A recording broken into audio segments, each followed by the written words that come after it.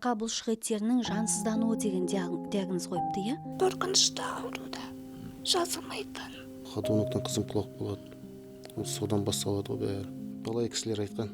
Адам болмайды деген ғой. Бұл жайлы ешқайда айтпап едім. Менен кейін тағы да ерекше қыз болды. Жақында өмірден қайтты.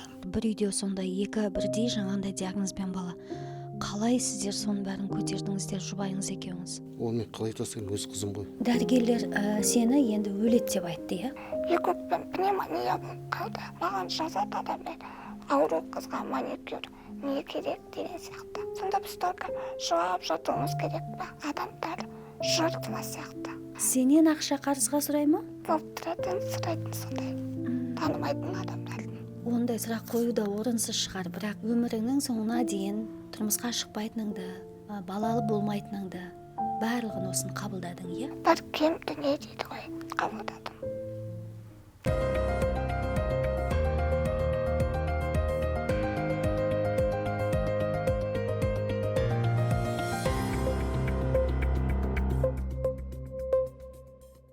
Амансыздар ма? Байсеміз лайфқа қош келдіңіздер. Бұл рухани, танымдық, ағартушылық, мотивациялық және экзистенциялық сауалдарға жауап іздейтін ізгілік бағытындағы жоба. Ізгі қоғам құруға сіз де атсалысыңыз. Каналымызға жазылыңыз, лайк басыңыз, ұнамаса да лайк басыңыз, жақындарыңызға жіберіңіз, пікір қалдырыңыз, біз бәрін оқимыз. Байсеміз лайфта бүгін ерекше қонақ. Еш нәрсеге қарамастан өмірге иә деген адам. Назерке Ермек және Назеркенің папасы. Саламатсыздар ма? Қош келдіңіздер. Назерке папасымен бірге бізге Шымкент қаласынан келді. Көп рахмет уақыттарыңызды бөліп, осында келгендеріңізге, қызыңызды алып келгеніңізге көп рахмет сізге. Сізге шақырғаныңызға рахмет. Сіз жазғанда өте қатты қуанып кеттім. Сізді бұрыннан қараймын негізі. Сұхбаттарыңыз күшті. Көп рахмет шақырған. Иә, мен Назеркемен танымайды ма деп ойласам, алдында инстаграмға жазғанда Назерке де мен подкасттарымды қарап өзі көріп жүрген екен, маған шыққыңыз келіп, иә, осы подкастқа келгіңіз келіп, иә, қонақ ретінде. Бірақ ұялдым жазуға. Ұялдыңыз ба? Неге ұялдыңыз? Жазуыңызға жетеді. Ал? Бір түрлі болып қалар деп ыңғайсыздандым. Бірақ қатты келгім келіп, сізбен жоққым келеді. Қандай қызық, иә? Сөйтіп мен Назеркеге жаздым, ойладым, Назерке келе ма, келмей ма деп. Бірден жауап берді. Көп рахмет Назерке келгеніңізге. Келесі жолы менің подкастыма келгісі кеп, бірақ ыңғайсызданып жүретін адамдар болса, Назерке сияқты ыңғайсызданбаңыздар, ұялмаңыздар, мен бәріне жауап берем. Менің студиям барлығына ашық. Көп рахмет келгендеріңізге. Енді алдында Назерке тағы бір подкастқа шығып өзінің өмірбаянын айтқан екен. Папасымен бірге бізде бірінші рет болып тұр, иә. Инстаграмда папасымен болғаннан кейін папасын да сөйлеткім келді, папасының да ойын білгім келді.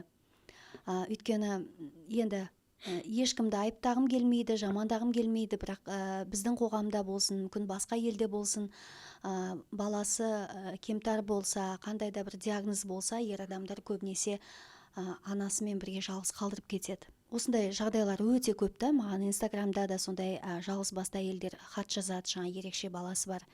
Бірақ сіз ондай жаман әдетке бармаған екенсіз. Жалпы қалай болды сізде? Сондай бір ойлар болды ма тіпті? Енді Назерке оған ренжімейтін шығар, иә? Адам болған соң, пенде болған соң түрлі ойлар болады ғой. Ойлар болады, иә. Назерке қызым кішкентай кезінде 2 жас па, 3 жас па, біраз кісілер айтқан. Жаңа өткізіп салдыңыздар деп. Жаңа нелерге беріп салдыңыздар, жаңа бар ғой. Интернатқа, балалар үйіне. Өзіме айтпаған, бірақ мамама айтқан. Назеркенің әжесіне. Бала кісілер айтқан. Өткізіп салдыңыздар, алдарыңызды ойлаңыздар деп. Қиналасыздар, өздеріңіз қарай алмайсыздар деп. Көп нелер болды. Адам болмайды деген ғой. Адам болмайды. Оны мен қалай тастаймын, өз қызым ғой, өз қаным. Онда ойымда болмағанда, болмайды да. Әжесі де қарсы болды. Ондай әжем не қылмады. Ол кісі де қарсы болды. Онда ой болған жоқ ондай. Не көрсек те бірге көреміз. Жабылмаған кіттай кезімде әжем қарайтын еді. Әжем қолында тұрғанбыз. Әжемнің маған сіңірген еңбегі өте көп, ол кісінің алдында қарыздармын. Маған көбіне мама мен папамен де жұмыста болғанда әжем көп қарайтын. Сол кісі қарап, ауруханаларға бірге жатады. Әжеңіз қазір қанша жаста? әжем 60-қа таяп жас екен ғой әлі. 69-ға толады. Әжесі көріп отырса, әжесіне көп рахмет.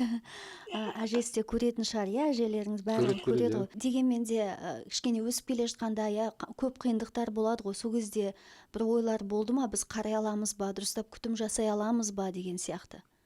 Еміне қаражат таба аламыз ба деген қиналған сәттеріңіз болды ма? Ой, болмайды еш нәрсе. Күнделік жаңа қасымызда арасында ауырып қалады. Жаңа қызым айтып отқандай, әжесі больницаға жатады, бір апта, 2 апта жатады. Апаратын жерге апарып жатырмыз, көрсетіп жатырмыз. Қиыншылық болады деп, в общем, онда ойлағаныма не қылмағанбыз. Ойда болмаған. Бас кезінде диагнозы анықталмаған екен, иә? Қандай Басында, ауру иә. екен басында, иә? Қанша уақыт анықталмады диагноз? негізі біраз уақыт анықталған. Біраз уақыт, иә. Одан кейін барып, жаңа менің білуімше, арқа бұлшық еттерінің жансыздануы деген диагноз қойыпты, иә? Сол жалпы алдында Назерке кәдімгі 12 мүшесі сау, балпанақтай бала болып туды, иә, өмірге келді солай. Басында сіздерде ешқандай қауіп қатер, күдік болған жоқ. Ондай болған жоқ. Кішкентай кезінде еңбектеп жүрді. Мына кішкентай бала өседі. 6 ай, жаңа 9-10 айында еңбектейді ғой бала. Еңбектеп, столды жағалап, осындай столды жағалап жүрген кезінде біз жұмыстамыз. Сол кезде үйде ходунок бар еді. Бүкіл балдарда болады ғой, кіттай балдар. Сол ходуноктан қызым құлап болады. Содан басталады ғой бәрі. Уақытысында бізге айтылмады. Кейін уже уақыт өте келе бері айтады, ходуноктан құлап қалады. Содан құлағаннан кейін жүрмей Уже қалды ма не сонда? болды, я уже ана нелері белгі болды уже жаңа. Бірақ еш жері сынған жоқ ол кезде. Сынған жоқ, неғылған жоқ. Рентгенге бәріне апарды, Қандай түсірді. белгілер болды сол құлағаннан кейін? Бірден не қылмады ол. Бірден Кейін білінбейді. жылдап қой ол не қылған. ол өзі сондай ауру екен. Қандай белгілер байқалады екен сонда бірінші? әлсіреп бастайсың, жүре алмайсың, басын ұстай алмай қаласың, отырғанда қисайып отырасың. Уже кәдімгі сау бала сияқты өспейсің да. Жылдан жылға кері қарай кетесің. Сосын сіздерге ең алғаш осы диагноз анықталмай тұрып қандай аурудың түрін айтты? ДЦП деп берді ДЦП бізге. деп, иә, сал ауруы деді, иә? Сол Назеркенің папасы айтса екен, иә, қазір сол ДЦП дегенде, сал ауруы дегенде, жалпы Назеркенің мамасымен соны естідіңіздер ғой. Сол кезде қандай күйде болдыңыздар, қалай қабылдадыңыздар соны? Сенгілеріңіз келмеді ма, қабылдағыларыңыз келмеді ма? Сол кезде есіңізге алсаңыз. Оны маңдайымызға жазған ғой енді. Бірден мүмкін адамда маңдайымызға жазған ғой дегенде де болмайтын шығар. Басында енді жүрегіңіз ауырып, иә, енді қалай болады, болашағы не болады деп. Онда ойладыңыздар ма? ойладық, не қылдық, болашақта не болады екен деп. Жаңа бүкіл больницаларға апарды, көрсететін кісілерге де көрсетті. Бірақ нақты былай не таппады жаңа емін. Егер сол кезде осы қандай диагноз екені анықталса, қазір басқаша болатын ба еді нәтижесі? Өкінішке орай бұл ауруда жазылып жатқан адам жоқ. Тіпті уколы бар болғаннан өзінде бұл сондай қорқынышты ауруда жазылмайтын. Сол себепті білмедім. Мүмкін алдын алуға болатын бет. Осындай күйге жеткізбей. Бірақ ол кезде бұл диагноздың емі болған жоқ. Бұл кейіннен қатты тарап кетті ғой негізі. Басында ешқандай уколы да болған жоқ. Қазір уколы бар. Бірақ өкінішке орай толықтай жазылып жүріп жатқан бала жоқ. Миллионнан бір кездесетін ауру екен.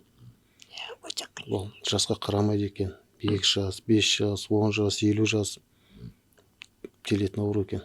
Сонда Назерке құласа да құламаса да бәрібір осы ауруға шалдығатын еді, иә? Сонда қанда генде болған, иә? Солай ма, Назерке? Геннен деп айтады ғой. Негізі сіздердің тұқымдарыңызда Онда еш нәрсе жоқ. Ата бабаларымыздан сұрады, әйел жағынан да сұрады. Ондай не жоқ. Болмағанда. мен шын айтсам бірінші инстаграмда көрген кезде қатты жүрегім ауырып кетті. Назерке ондай адамдардың мүсіркегенін, аяғанын қаламайсың ғой бәрібір. Дегенмен де сондай бір өзіңізде Назеркені көтеріп көшеде келе жатқанда адамдар қалай қарайды, қалай қабылдайды жалпы? сол кезде бір жүрегіңіз ауырып кетпей ма? Түсіндіріп айтасыз ба, адамдарға сұрай ма? көтеріп жүремін ғой енді. Кісілер қарайды, ойлайтын шығар, не болды, не қойды. Мен ешнәрсе демеймін, өтіп кете береміз, мән бермеймін ондайға. Бастарына түспегесін, ондай қиыншылық көрмегесін. Ол әр адам осындай қиыншылыққа түссе, не қылса, сол кезде түсінеді. Бар адам түсінеді, осындай ауру бала болса, не болса. Мән бере бермеймін ондайға, не қылмаймын. Өтіп кете береміз. Танитын кісілер келіп не қылады, Назеркемен суретке түсіп, сіз жаңа блогер қызсыз ғой, сіз көреміз, не қыламыз деп.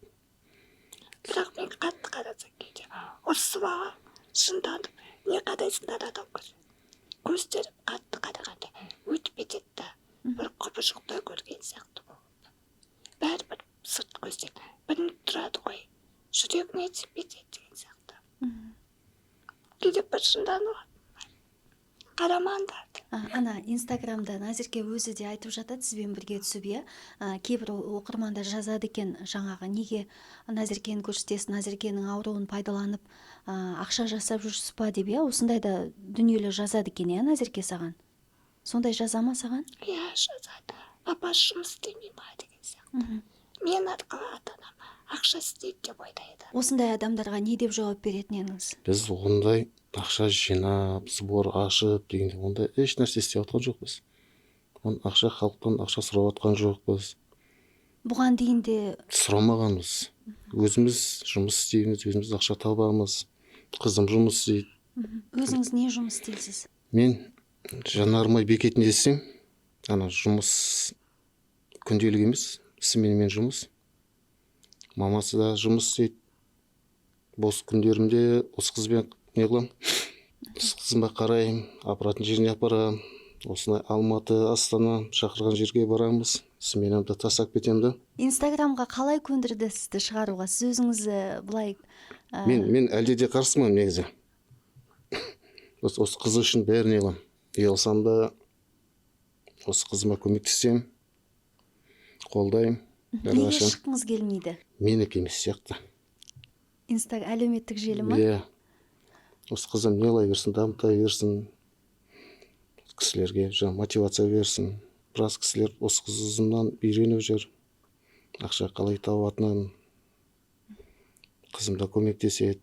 Назерке осы жұмысты бастағанда сіздер қалай қабылдадыңыздар? Қарсы болдыңыздар ма? Қайтесің деп, енді кішкене жаңағыдай денсаулығына кері әсер тиюі мүмкін деген сияқты сондай уайымдарыңыз болған жоқ па? Жоқ, ондай уайым не қылған жоқ.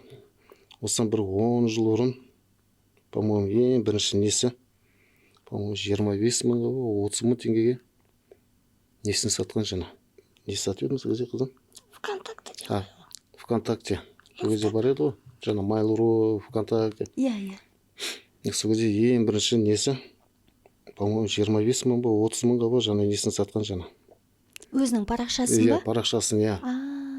Содан сол кезде басында енді ата-анам сенбейді ше, мошенник емес па, алдап кетпей ма деген сияқты. Адамдарды алдап жатқан жоқсың ба деп. Қорықты ондай ақшаға. Ол парақшаны кім алады, ол кімге қажет деп па? Точно дұрыстау жатсың ба деп. Басында сондай айтты. Бірақ кейін түсіндіріп айтқасын. Сеніп бастады. Басында бірақ бірден сеніп қолдап кеткен жоқ. Қорықты былайша айтқанда. Потом үйренді ғой. Сізді Батыр әке деп айтады екен. Соған не деп жауап бересіз? Мен Батыр әке емес, мен жай әкемін. Өз қызыма қараймын. Күнде істеп жүрген нәрсем ғой ол. Мамасы да көмектеседі. Мен жоқ кезде жұмыста боламын, кейде шаруалармен шығып кетемін, мамасы не қылады. Әпшелері бар. Солар көмектеседі. Өзімді Батыр әке деп санамаймын. Мен жай әкемін. Күнделік. Сондай ер азаматтарға не айтар едіңіз? Біздің осы сұхбатты тыңдап отса, көріп отса, дүниеге ерекше баласы келген соң тастап өз жөнімен кеткен адамдар бар ғой, енді сондай азаматтар көріп отырса не айтатын едіңіз? Ол сол кісілерге. Шыдамдық керек. Шыдамдық керек, сабырлы болу керек. Не үшін тастап кетеді деп ойлайсыз сондай ер азаматтар бала шағасын? Осы сұраққа жауап бере алмаймын, мен айта алмаймын. Әр үйде, әр семьяда өзі несі болады, қиыншылығы болады, несі болады, оны айта алмаймын. Біреуге мен ренжімеңіз, біреуді неғыламаймын мен. Рахмет. Мамасына да үлкен қолдау көрсеткен шығарсыз осы әрекетіңізбен, иә? Мамасы ең бірінші әйел адам, ана қиналады ғой қатты, иә? Мамасы да көмектеседі, бәрін не қылады. Айтқанымды істейді. Мамасы да келді негізі. Мамасы неге шыққысы келмейді Назеркенің? Инстаграмда неге жоқ мамасы? Ұялады ол кісі. Негізі папамды көріп отырсыздар ғой, қатты сөзге жоқ адам. Жоқ, мамам да сондай. Сөзге қатты жоқ. За кадрым жүреді ол кісі. Негізі ойлайды ғой, мамасы жоқ, өгей анасы деп. Бірақ ондай емес. Мамам үнемі жанымда. Просто біз инстаграмда көп өмірімізді көрсетпейміз ғой. Тек керекті жерлерін ана көрсетеміз. Сол үшін мамам жоқ деп ойлайды. Бірақ бар. Жалпы отбасында қанша балаңыз бар? Отбасымда 5 балам бар. 4 қызым бар, 1 ұлым бар. Назерке екіншісі, иә? Назерке екінші. Одан кейін Ақбота деген қызым бар, 2010 жыл. Гаухар деген қызым бар, 2013. Кенже ұлым бар, 2018. Енді кешіріңіз сұрағыма, жалпы енді сондай осындай диагноз болғаннан кейін ата-аналарда қорқыныш бола ма? Одан кейін де балалар туылыпты. Оларда денсаулығы қалай болар екен, не болар екен деп уайымдадыңыздар ма? Қалай сондай тәуекелге бардыңыздар өмірге қайтадан бала әкелуге? Өздігінен болды дейсіз ба? Жоспарламадыңыздар ма? Ашық айтуыңызға болады. Енді ол әр адамның көңілінде бір Назерке дұрыс қой, адам қорқады ғой енді. Келесі баламыз қалай болады екен, денсаулығы қалай болады екен? Негізі мен бұл жайлы ешқайда айтпап едім, бірақ сіз сұрап отырған екенсіз. Сол себепті осы жерде айтайын, бірақ айтпайын деп келіп едім. Негізі менен кейін тағы да ерекше қыз болды. Ол сіңілім Гаухар. Жақында өмірден қайтты.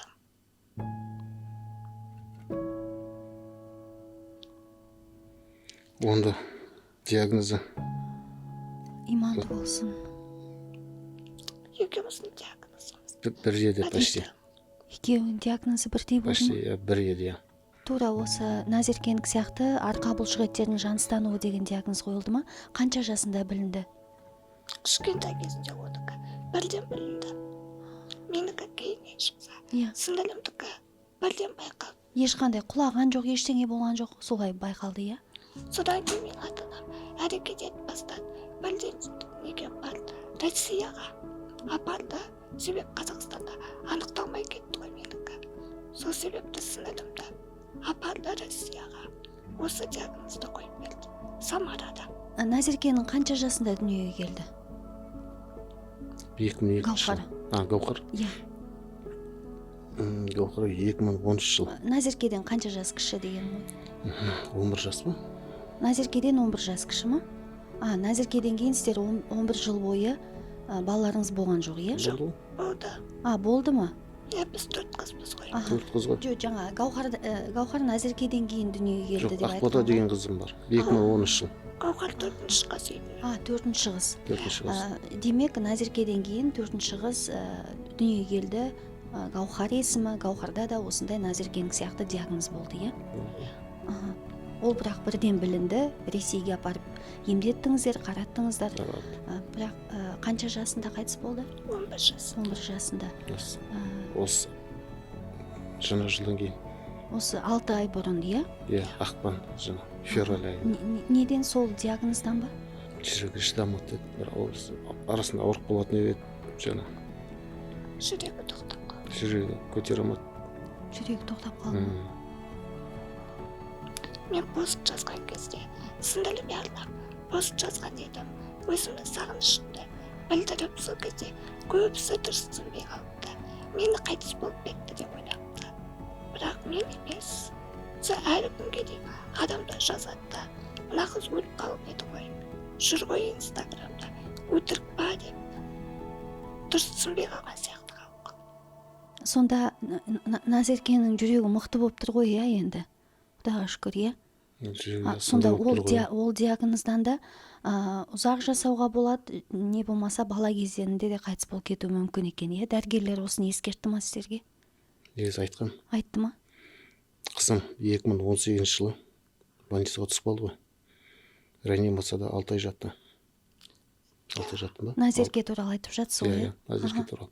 Сол кезде заведующий врач мен шақырып алып, дайындала беріңіздер деді. Мен тесіп айтқан. Иә, дайындала беріңіздер, көпке бармайды деді. Қазір енді арадан неше жыл өтіп кетті? 7 жыл өтіп кетті. Шүкір. Көз алдымда. Бірақ больницада жатты. 1,5 жылда жатты. Почти 1 жыл 8 ай жатты. Гаухарды енді екі бірдей, Назерке мен Гаухар бір үйде, сонда екі бірдей жаңағындай диагнозбен бала. Қалай сіздер соның бәрін көтердіңіздер, жұбайыңыз екеуіңіз? Мен тастап кете алмаймын қыздарымды. Бәріне көндім. Сынақ шарт болды маған. Екі бірдей баланың күтімі қиын болған шығар, иә? Мамасы үйде болды ма ол кезде, мамаңыз? Күту қиындау болды. Бізге әжеміз көп көмектеседі. Әжем көмекте, Мамасы. өз анам сол кісі біраз көмектесті. Қызым сол үйде болды.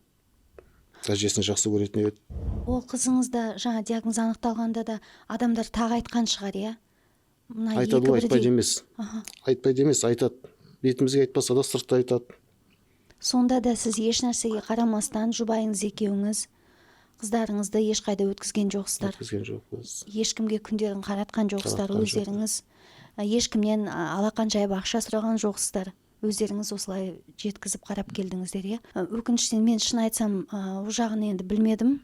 Рахмет Назерке ашып айтқандарыңызға, Гаухар туралы, иә? Жатқан жер жайлы болсын, періште.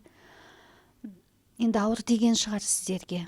Енді маған бұндай сұрақ қойған, шын айтсам, маған да оңай емес ті, бірақ енді жаңа адамдар үшін, халық үшін подкаст жасап жатқаннан кейін сол адамдар естісін. Мүмкін біреудің басында болмаса біреудің басында сондай жағдай шығар, иә? Енді қызыңыздан айырылдыңыз ғой. Өмір бәріне үйретеді екен. Басында қиын болады. Бірақ уақыт өткен сайын сол затқа үйренесің. Үйренесің, бәріне көнесің. Басқа біздің таңдауымыз жоқ қой. Ары қарай өмір сүру керек. Қанша қиын болса да. Біз негізі әлі күнге дейін қиын сағынамыз. Оңай емес. Өз жақын адамынан бір күнде айырылып қалу. Назерке, сен ол сіңіліңді Инстаграмға өзің парақшаңа шығарған жоқсың, иә? Негізі салатынмын. Бірақ оның ауратынан ондай туралы айтқан емеспін. Еш жерде жариялап айтқан емессіңдер, Жоқ. Батылым жетпеді ол мүмкін. Неге? Қорықтым ба адамдардың сөзіне. Бір үйде де қыз ауру деген бір түрлі ғой бәрібір. Айтпай қойып деп шештік. Өзі ұялатын еді ол қызым.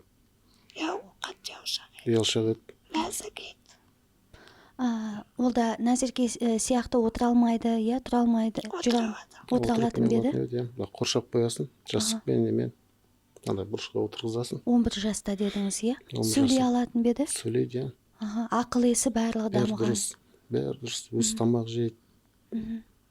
Қызыңыздың бір есіңізде қалған сөзі бар ма сізге айтқан? Соңғы рет не жайында сөйлестіңіздер? Папам айту қиын шығар, мен айтайыншы. Гаухарды негізі біз Ташкентке қыдыртамыз деп ниеттеніп жүрген едік. Демалысында папам апарамын деп уәде берген еді. Соны қатты күтіп жүрген. Папам демалысында мен қыдыртады деп. Сол қыста қызым айтқанмын негізі. Ертең жаз басталса, балдар каникулге шықса, бәріміз жаңа Ташкентке барып, демалып, сені врачқа көрсетіп, врачтарға Ташкенттің. Қайтадан жаңа обследование өтеміз, бүкіл тексеріп, сол кезде қызым қуанып қалған. Көбінесе әжесінің қолында еді. Әжесіне қатты қиын болған екен, иә? Әжесіне қатты қиын болып отыр. Осы уақытқа дейін қиын әлі.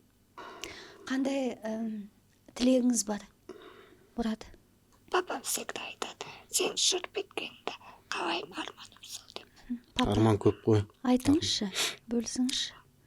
Қызым жүргенімді қалаймын. Аяғымен басып кетсе, дені сау болса. Осы арманым. Қалған балаларыңыздың бәрінің дені сау, иә? Дені сау. Оқиды, мектеп оқиды, жұмыс істейді. жалпы мынандай бір сұрақ қояйыншы сізге. Әйел адамдар көбінесе бір қиын жағдайлар болғанда жылап аламыз, иә, бір-бірімізге айтамыз, осылай ішіміздегі шерімізді тарқатамыз. Сіздерде қалай болады? Сіз қалай шеріңізді тарқатасыз ішіңіздегі? Енді сіздің ішіңізде де күйік бар ғой, соны қалай шығарасыз? Жоқ әлде жинап жүресіздер ме осылай іште? Іште ғой бәрі. Барлығы іште ма? Сыртыңыздан ештеңе білдірмейсіз? Білдіртпеймін, айта бермеймін де көп нәрсені. Өзіңіздің шешеңізге де ештеңе айтпайсыз ба? Айта бермеймін де, көп нәрсе айта бермеймін. Бәрі ішіңізде, иә? Ішінде. Әйелімдікі де дәл сондай. Екеуіңіз де сыртқа ештеңе шығармайсыздар, бәрін іште сақтайсыздар, Іште сақтаймыз. Бір уақыт келер, шығарармыз. Рахмет. Назеркенің папасын онда көп қинай бермейік, иә?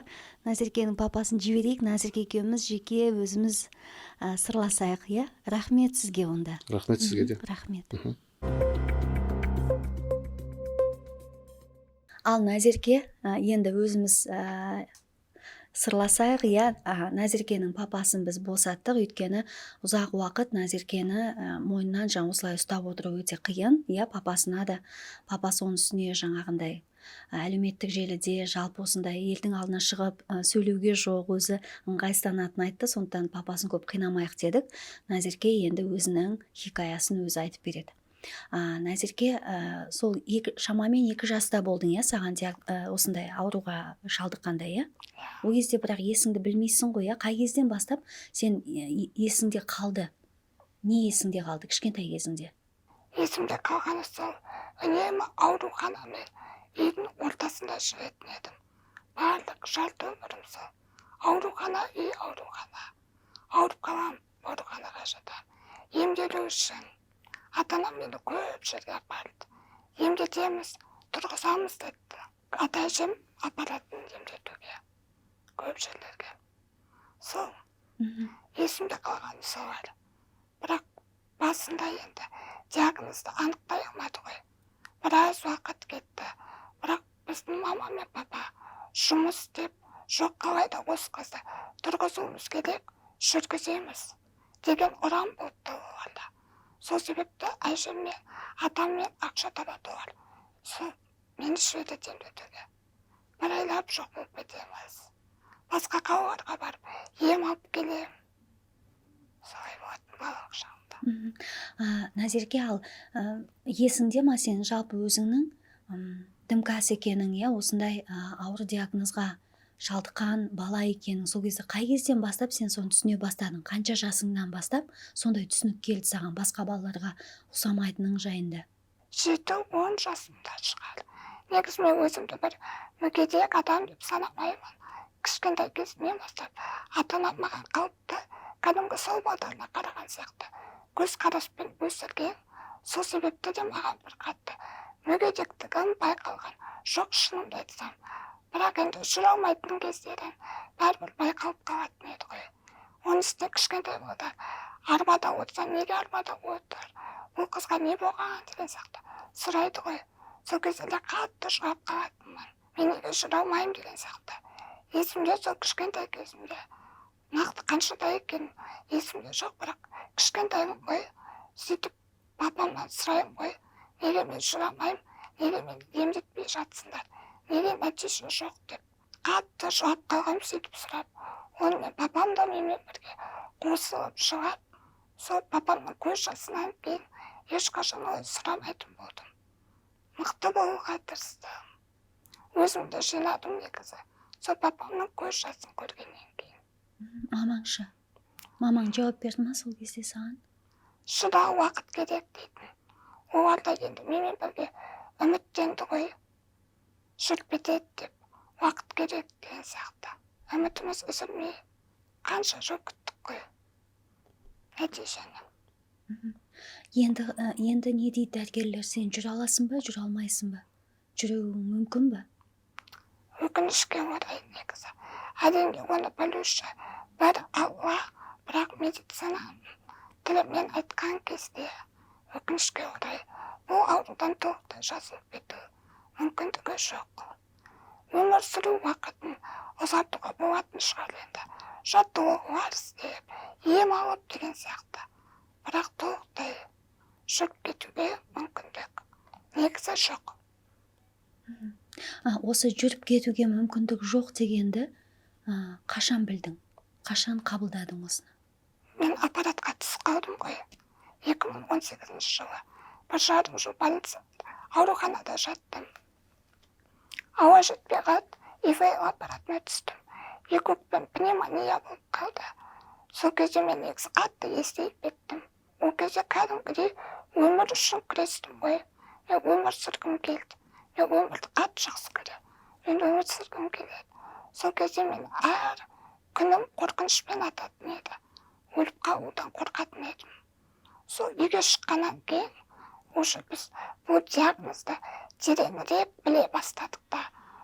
Жылдан жылға тарта береді. Отыра алмай қаласың, басын ұстай алмай қаласың, жүре алмай қаласың деген сияқты. Ең соңында ауа жетпей қалуы тоже негізі осы диагнозымнан. Бұл жігіттер әлсірейді ғой, сол себепті. Сол себепті ауада жетпей қалуы мүмкін, иә, өздігінен демала алмайсың. Ол кезге дейін саған жаңа мына жердегі трубка, иә, мына нені қойған жоқ, ол болған жоқ сенде, иә? Осы трубканың осы мына неңде тұр ғой, өңешіңге қойып қойған ба? Өңешіме қойып. Қанша болды осы трубкамен жүргеніңе? 2018-ден бері 7 жылдай болып қалыпты ғой. Трубкасыз демала алмайсың? Әзірге дәрігерлер мен Ташкентке барып ем алып жүрмін негізі. Осы трубкама қатысты. Бірақ олар қазірге керек емес деді. Тұра берсін дейді. Солай маған жақсырақ. Саған сонда бұл трубканы не үшін қойды? Сен сол трубка арқылы демаласың ба? Трубка арқылы демалғанда мен өздігімнен мокрота шығара алмаймын. Орысша айта берейін. Иә, қақырық шықпайды сенде, өзіңнен шығара алмайсың. Жатқан адамда қақырық жиналып қалады ғой. Ауа жиналған сайын ауа жетпей қалады. Сол себепті осы трубка тұр. Қақырықтарды сорып алады. Бұл трубка тек қана жаңағы жиналған қақырықты сорып алу үшін қойып қойған, иә? Енді ол әрбір сөзді өз атымен айта берейік, өйткені ол шынымен ақ сен үшін, әрбір адам үшін маңызды. Шынымен қақырықтың жиналып қалуы, түспеуі, бұл да өте қиын дүние. Біраз жыл сонымен күрестік қой негізі. Біраз жыл, иә, солай? Сонда алдында сенде трубка болған жоқ, сен ИВЛ жаңағы аппаратта жаттың, сол аппарат арқылы демалдың, иә? Одан кейін барып ақырындап өздігінен демала бастадың. Ақырындап болғанда бізге дәрігерлер айтты, үйге шығуға болады, аппарат сатып алыңыздар деген сияқты. Содан кейін ата-анам маған аппарат алғызып, бүкіл күтімді жасап, өздері үйреніп, трубкада жатқан балаға қатты күтім керек қой. Соның бәрін үйреніп үйге алып шықты. Үйге алып шыққасын 2-3 айдан кейін аппараттан шығып кеттім. Өзім демалып бастадым. Басында мүлде даусым шықпайтын еді. Назерке, сен осы жалпы осы ауруханаға түсіп қалдың ғой, иә? Сол кезге дейін сен өзің даусың қатты шығатын бе еді, жоқ әлде ол кезде мүлдем даусың шықпайтын бе еді? Шығатын еді. Кәдімгі менікі сияқты осылай шығып тұратын, иә, даусың? Содан кейін барып жаңағындай ауа жетпей қиналғаннан кейін осындай жағдайға түстің, содан бастап сен даусың жөнді шықпай қалды, иә, дұрыс па? Сондай болды. Негізі бұрын тіпті шықпайтын еді. Сол аппаратқа түскеннен кейін, бірақ біз Ташкентке барып, басқа трубка қойдырдық, даусымды аштық. Ол негізі жауып тастаған болатын. Соны қайттан аштырып, енді қалыпқа келіп жатыр. Назерке, сол кезде даусың кішкентай кезінен, бірақ даусың шығып жүрді, иә, айғайлап, иә, жаңағындай даусың кәдімгідей жарқын шығатын. Өлең айтатын едім ғой. Өлең айтатын едім. Жақсы көресің бе ән айтқанды? Иә, негізі айтын. Сосын бір сәтте сенің даусың шықпай қалды. Сол кезде қандай күй кештің? Қандай екен сол дауыстың шықпай қалуы? Мен қатты қиналдым ғой. Өзің сұрағың келген элементарный су сұрай алмайсың. Түсіндіре алмайсың. Сен не айтып жатқанды медсестралар түсінбейді ғой. Қағазға жазып беретін едім. Маған су беріңізші деген сияқты. Даусың болмаса қиын. Өзіңнің ішінде не болып жатқаны сыртқа шығара алмайсың. Білмеймін, қайттан осы сәттерге оралғым келмейді. Бір қорқынышты түс сияқты. Сол кезде ауруханада жатқанында жаңа дәрігерлер папаң айтты ғой, иә, дайындала беріңіздер деп айтыпты. Соны саған да айтты ма? Маған енді өзіме келіп өйтіп айтқан жоқ, бірақ айтатын бұлшықеттерін әлсіз, саған ерте аппараттан шығуға шыдауың керек деген сияқты. Бірақ ата-анама, әжеме барған сайын үнемі айтатын, шықпайды аппараттан, дайындала беріңіздер деген сияқты. Негізі үйтіп айтпай қою да керек еді, дәрігерлердің өзі айтатын негізі. Мен аппараттан шығып кеттім ғой, оларға барып тұратын тексеруге. Сол кезде енді бүйтіп айтпаймыз деді ғой. Себебі бәрі бір Алланың қолында ғой. Дәрігер олай айтқанмен Алланың құдіреті шексіз. Оған есеп бір сәт. Папаң, әжең сол кезде саған кеп не айтатын еді? Жылайтын ба еді? Не деп айтатын еді? Енді өздерінің іштерінде ғой, саған кеп айта алмайды, иә? Сен соны сездің бе? Реанимацияда жатқанда қатты сезетін. Папам тұр қап-қара болып кететін. Мен ол кезде сөйлей алмаймын ғой мен. Айтатын, шыда қызым, бәрі жақсы болады, үйге келесің, бізден күтеміз деген сияқты. Бірақ қалай ойлайсың, олар дайындалды ма? Сенен айырып қаламыз деп ойлады ма? Негізі жоқ, мен ата-анам сенген жоқ. Жақсы болатынына сен тұғыр барлығы. Барынша маған қолдау бер. Негізі маған білдірген жоқ олар. Егер маған білдірсе, мен мүмкін сынып қалатын едім. Адам жаман ойды тез қабылдайды ғой негізі. Сол үшін олар маған өйтіп қатты қорқытып айтқан жоқ. Тек жақсы нәрселер айтатын. Дәрігерлер сені енді өледі деп айтты, иә, былайша айтқанда.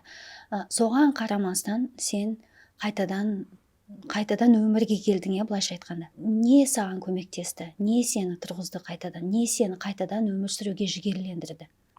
Негізі сол ауруханада жатқан кезде мен бір-екі рет клиническая смерть болған. Клиникалық өлім, иә? Сол да болды ма? Сен басыңнан кешірдің бе? Мен құстан құлап бара жатқанымда көргенмін. Қап-қара үлкен құс, мен құлап бара жатырмын. Сондай кеселде болған. Ауа жетпей қалып, қатты қиналып. 2 рет клиникалық өлім болды ма сенде? Иә, 2 рет болды. 2 ретінде де сен құздан құлап бара жаттың ба? Біріншісі мен есімде жоқ. Себебі ол кезде маған мүлде ауа жетпей қалды. Мен есіме танып қалдым ба, көгеріп қалдым. Көзімді ашам, аппараттамын. Аузымда бір нәрселер тұр, шошып кеткен ғой. Не болды маған деген сияқты. Сосын дәрігерлер келіп, сындырып айтты. Алып тастаңдар деп жылайын ғой мен. Жолатым қолыммен. Алып тастап көрді, бірақ демала алмадым.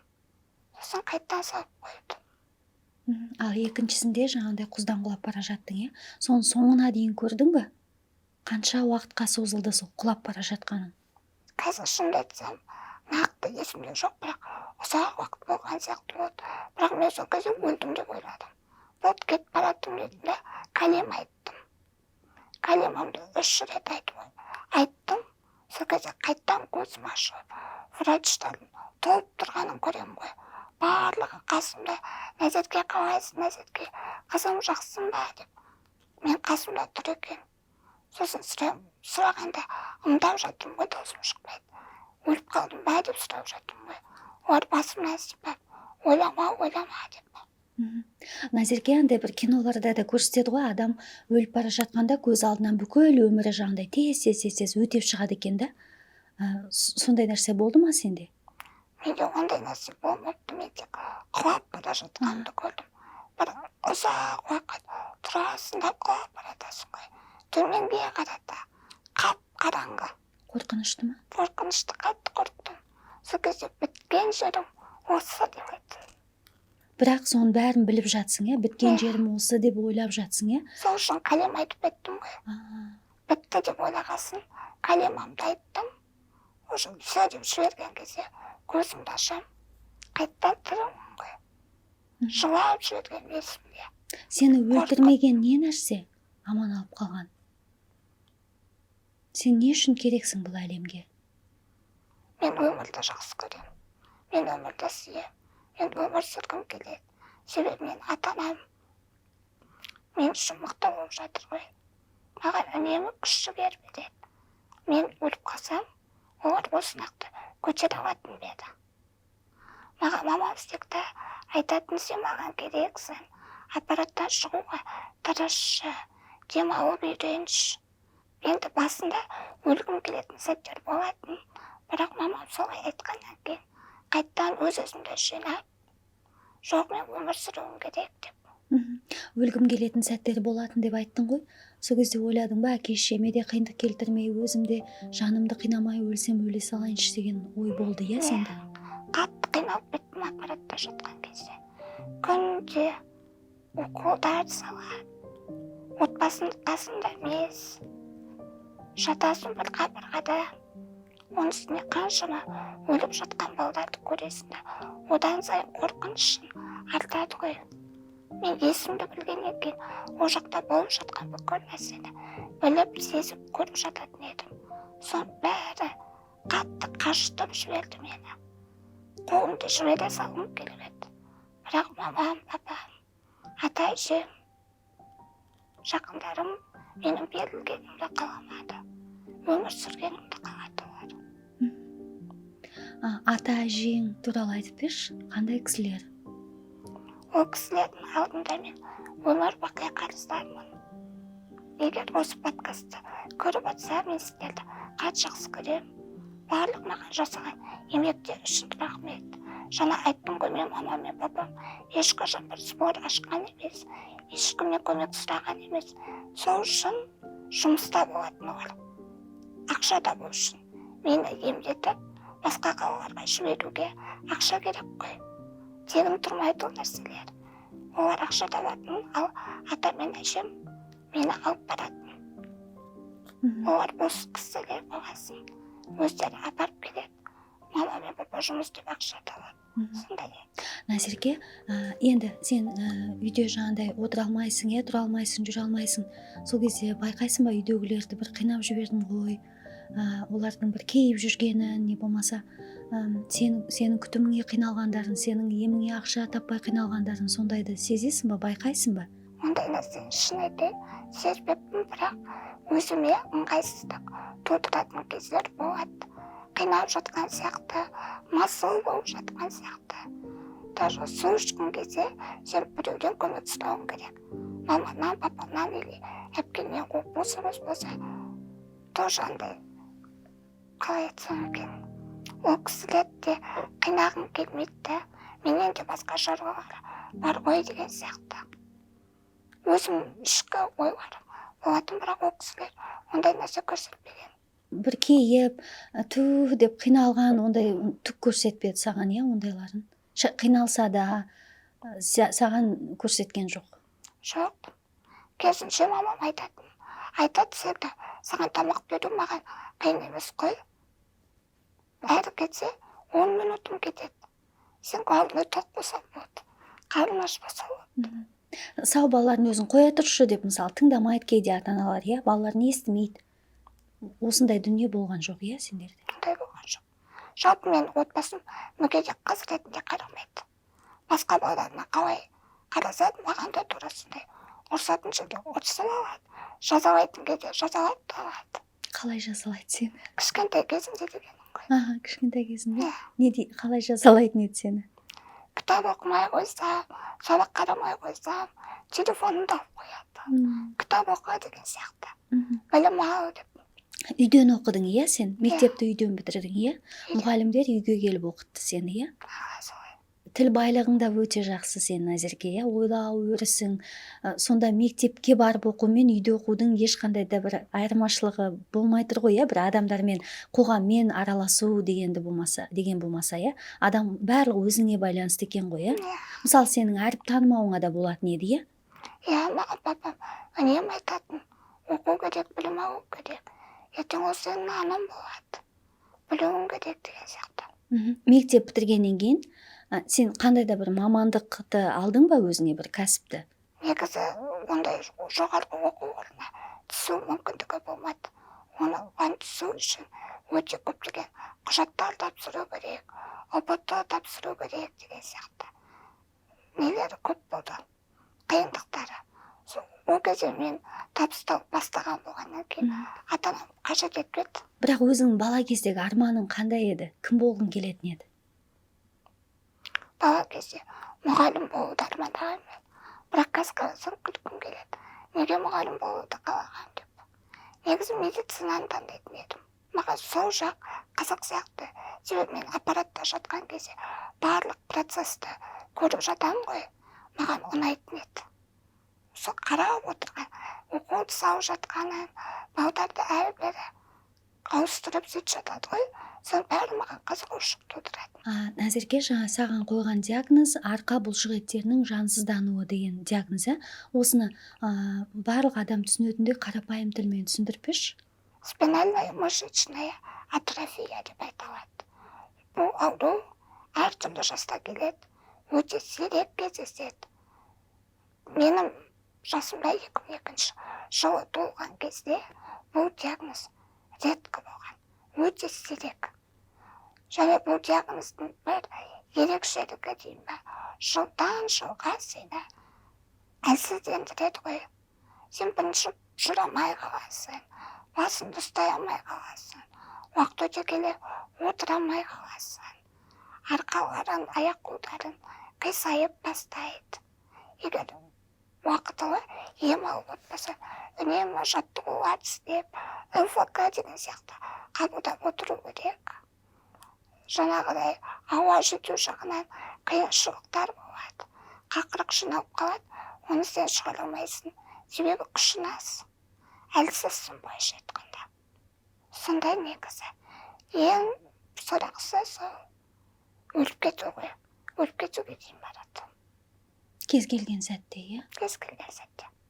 Себебі бұл жерде бұлшық еттер әлсірей береді. Әлсіреген сайын ол ары қарай түсінікті де шығар. Неге алып келетіні. Неге алып келетіні дейсің? Өлімге алып келетіні. Назерке, сен сонда үйде күн ұзақ осылай тек қана осылай жатасың, иә?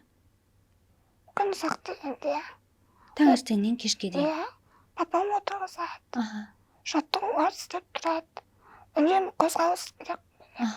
Тек қана жатқызып қоюға болмайды. Болмайды. Қозғалып тұру керек, қан жүру керек деген сияқты. Соның барлығын папаң істейді, иә? Папам істейді. Көбінде папам бос қой, сменмен жұмыс істегендіктен. Демалыс күндері мамам да істеп тұрады. Мамаң қайда жұмыс істейді? Сол папаммен бірге. Екеуі бірге жұмыс істейді, иә? Сауда-саттық бөлімінің басшысы. Сол жаңа жанармай бекетінде сауда-саттық бөлімінде, өздерінікі, иә? Ол шағын бизнес деп айтса бола ма? Шағын Жоқ, кәсіп? өздерінікі емес. Өздерінікі. Компания ғой. Енді Назерке, сен дәретханаға да өздігіңнен бара алмайсың. Сол туралы айтып берші адамдарға. Мен не үшін оны сұрап отырмын? Кейде мен өзімде айтып жатам да, біздің тіпті дәретханаға өз аяғымызбен барып, өзіміздің жаңа шығаратын нәрсені өзіміздің шығара алғанымыздың өзі бақыт деп. Соны да біз бағалай алмаймыз кейде деп. Шүкір ету керек сол Иә, нәрселерге. соны мен не үшін сұрап отырмын?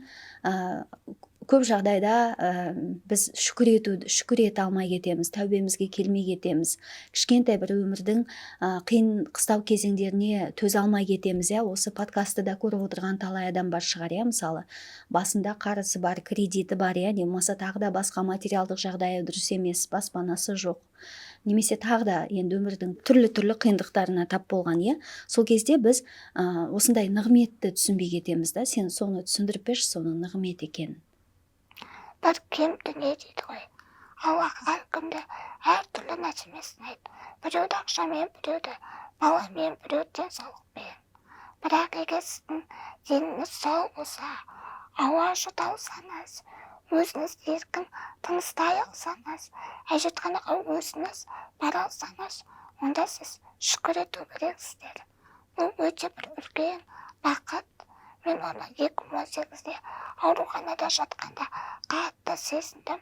Сен әжетханаға шығу үшін медсестралар көмек сұрауың керек. Ал мен өзім намысшыл адаммын да.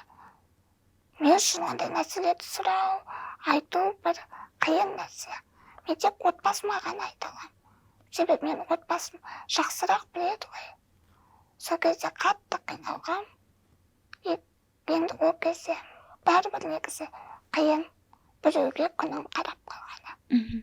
Ал үйде сені жаңағы туалетке көтеріп апарып отырғыза ма солай? Памперс киесің ба? жоқ. Памперс кимейсің, өздігіңнен өзің бара аласың. Өзіңнің үйде кім бар, сол жетектеп алып барады сені, иә? Сосын тамақ ішкенде қалай отырғызып қояды сені? Папаң осылай ұстап отыра ма? Әр кездер қалай, кейде жатып ішуі мүмкін, кейде папам отырғызады. Көбіне отырып ішемін, алдына отырғызады, солай. Қолыңмен бір затты көтере аласың ба, ұстай аласың ба? Қолмен өзім көтеріп отырып тамақ іше алмаймын. Қолыңмен қасықты былай ұстап, аузыңа барып іше алмайсың, иә? Бұрын іше алатын едім, бірақ қазір жоқ. Қанша жасында өзің қасықты ұстап өзің тамақ ішетін едің? 15 жасыма дейін өзім іше алатын едім. 15 жастан бастап кері қарай кеттім. Ондай нәрселерді істей алмаймын. Барған сайын сонда у шыға береді екен ғой, иә, бұл ауру, иә? Жыл сайын әлсіретеді ғой. Ең жаманы солда. Әйтпесе 15 жасыма дейін отырған онда, тамақты да өзім ішкем. 15 жасында сен кәдімде өзің отырып, басыңды да ұстап, иә, кәдімде тамақты да өзің қасықпен өзің іштің. Ал қазір саған тамақты үйдегі папа, мамаң, бауырларың береді, иә, кәдімде. Оларсыз сен қозғала алмайсың, иә? Телефонды сен қалай ұстайсың? Өзім ыңғайым бар. Соған жатқызып телефонды ұстатқызып берсе, қолданып жата беремін. Тоже бірақ бір положениемен жатуым керек. Бір ғана жағдайда сен өзің ыңғайлы неңде жатқызады сені, сол кезде телефонды қолыңа ұстатады, сосын телефонды өзің басып, өзің жазасың, посттарыңды, жазбаларыңды өзің жазасың ба? Иә, өзім жазамын. Стористердің бәрін өзің саласың. Оны істей аласың, иә? Оны істей аламын. Бірақ видеоға түсіріп беріп көмектеседі. Видеоға түсіріп береді, сен соны өзің саласың, иә? Жазуың өте жақсы, орыс тілінде де, қазақ тілінде де өте жақсы жазасың, өте сауатты сондай. Иә, саған айтама осылай? Сондай сауатты жазасың деп, жақсы жазасың деп, иә? Журналист болатын қызсың ғой деп айтады әжем. Иә, мен айтар едім саған, жалпы Назерке көп журналистен күшті сөйлейді деп. Бізден де күшті сөйлейді, ойын күшті жеткізеді. Қай кезден бастап Инстаграмды жүргізе бастадың? Мен ең алғаш 2020-да кішігірім постта жазып бастадым. Өзім кім екенімді, мүгедек адамдарда бақытты болуға лайықты екенін, олардың да қолынан бәрі келетінін көрсету мақсатында кішігірім салып қоятынмын. Қатты бір блогер болам деген мақсат болмады негізі. Сосын 2021-де білім алып бастадым. Курстарға қатысып келесің. Қандай курстарды оқыдың? Мен ең алғаш Нұрбек Нұртазғаннан менеджер на миллион деген курсын сатып алған болатынмын. СММ-ге үйретеді. Сол арқылы табысқа шығып бастадым. Сол табысқа шыға бастаған қай кезде, қанша жыл болды өзің табыс тауып жүргеніңе? 2021-де сол Нұрбек Нұртазғадан курс алып, СММ-ге үйрендім. Маған ұнады, жасай алады екенмін. Сосын клиенттер іздеп бастадым. Алғашқы табысым тапқанда қуанып, одан бетер құлшынысым ашып, блогымды қатар алып жүрдім. Клиенттермен де жұмыс істеп. Алғашқы табысың қанша болды? 30 мың теңге. Мен үшін өте үлкен ақша болған. Қанша жаста болдың сол кезде? Қазір мен 22 жастамын. Ол кезде 18-19. 18 жасыңа дейін сен ешқандай ақша тапқан жоқсың, иә? Папа, мамаң, барлығы сенің еміңді, барлығын солар көтерді мойнына, иә? Сөйтіп сен 18 жастан кейін СММ курсын оқып, өзің ақырындап ақша таба бастадың, иә? Қазір өзің еміңе, менің білуімше, толық өзің көтеріп алады екенсің, иә? Солай ма? Ата-анама сұрамауға тырысам, керісінше оларды қуантып, оларға беруге. Себебі олар онсыз да маған бүкіл өмірін арнап, қолындағы барын берді. Ендігі кезек менікі деп ойлаймын. Қанша табасың? Ең көп тапқан ақшаң қанша? 2-3 миллионға дейін. 2-3 миллион айына?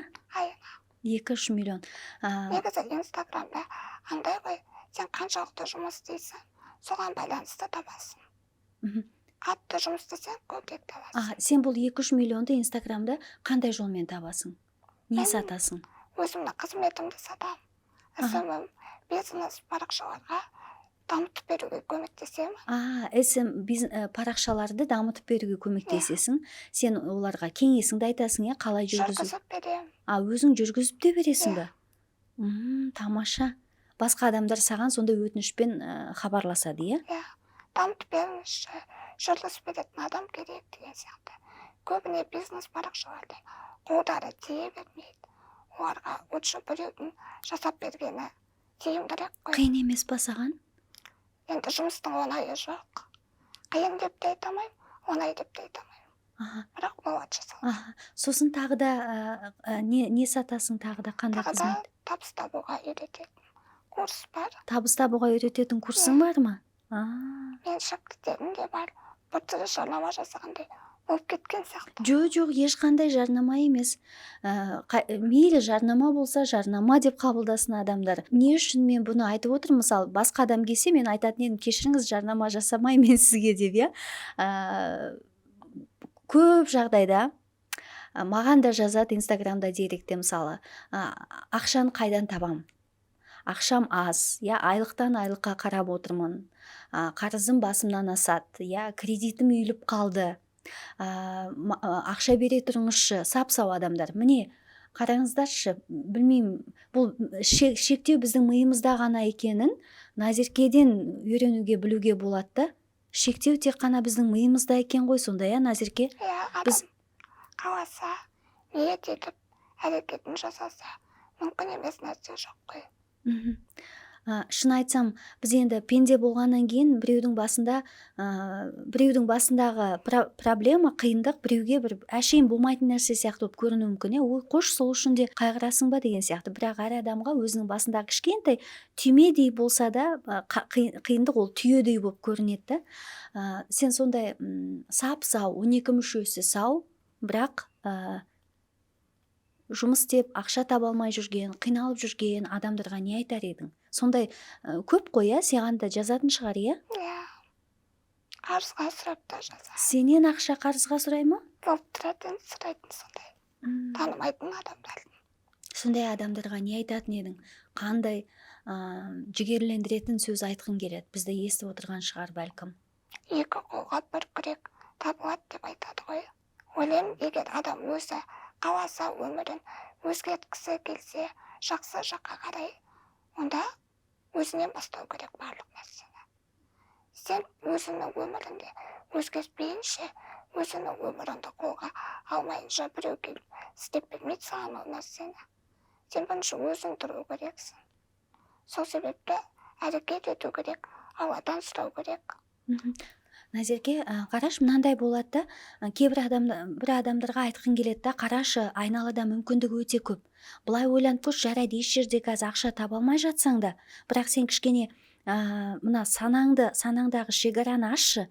Бұлай ойлап көрші, армандап көрші, сол кезде ақырындап жолың ашылады, ақырындап саған дүние де келеді, байлық та келеді, басқа да келеді, мүмкіндіктер ашылады, иә. Сөйтіп айтқан кезде ол адамдар жабық болады да. Сондай бір қалай ашуға болады, сондай адамдарға қалай көмектесуге болады, қалай ойлайсың? Менің ойымша оның барлығы сылтау, тіпті білім ал, әрекет ет. Жұмыс істегісі келмейді, иә? Иә, ерінемін мүмкін, білмеймін ғой, бірақ айтасың ғой, білім алу керек, әрекет ету керек деп, ақшам жоқ дейді. Негізі ютубты ашып қараса, тегін ақпараттар толып тұр. Қазір білесіз ғой өзіңізде, Google-ға жазсаңдар барлық курста үйретілетін нәрселер сол Google мен ютубта да бар. Тегін тұр, ақшам жоқ дейтін адамдарға.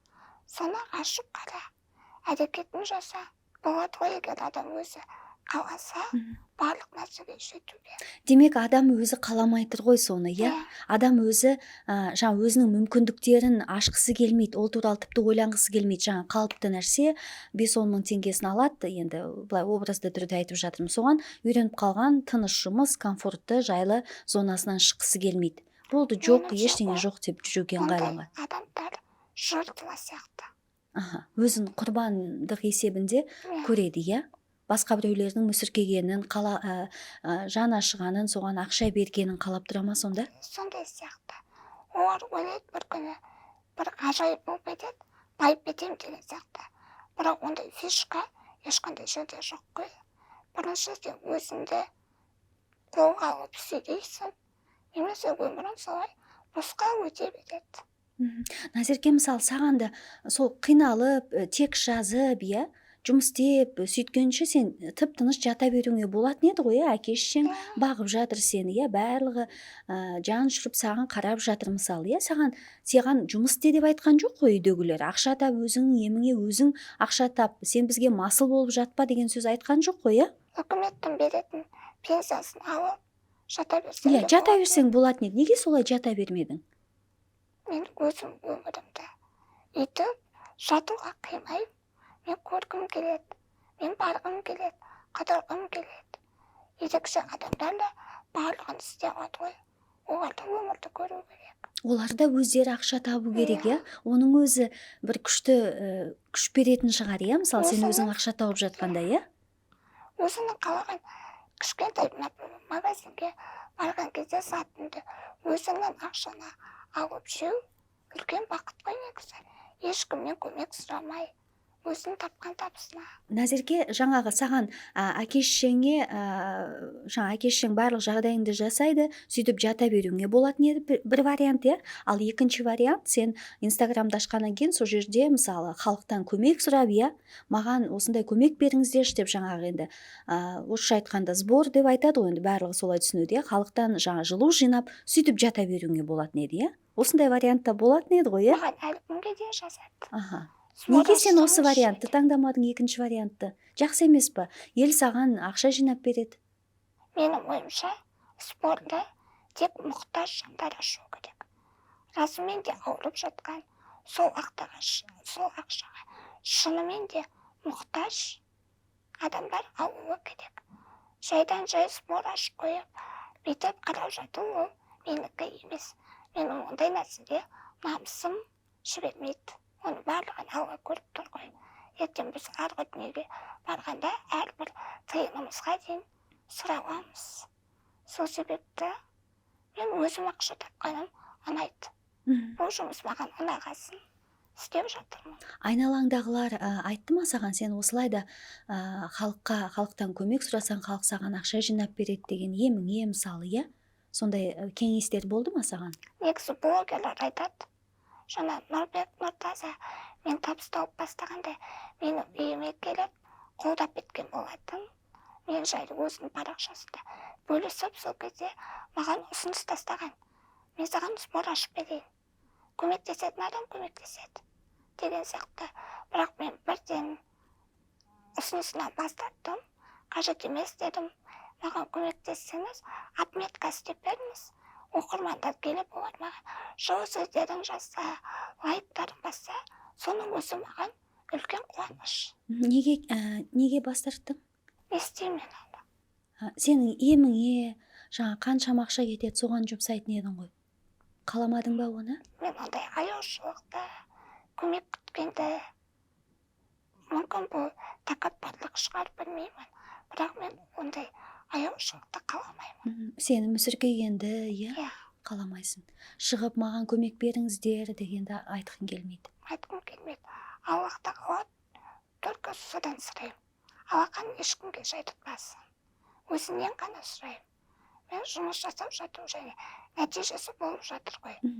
Назерке, бірақ та Инстаграмдағы сол әлеуметтік желідегі сенің кәсібің бірден бола қойған жоқ қой, адамдарға мысалы барлығы бірден болатын сияқты да, және ол жұмыс оңай сияқты да, мысалы ол бірден болмайды ғой, сен сол кезде қалай өзіңді қамшыладың? Басында клиенттерге өзім жазатын едім. Осындай СММ маманы қажет пе, бірге жұмыс жасауға қалай қарайсыз деген сияқты. Отказ алған кезде, ұсынысынан бастатқан кезде жанған бір түрлі боласың. Тастап ете салғым келеді, жасағым келмейтін кездер де болды.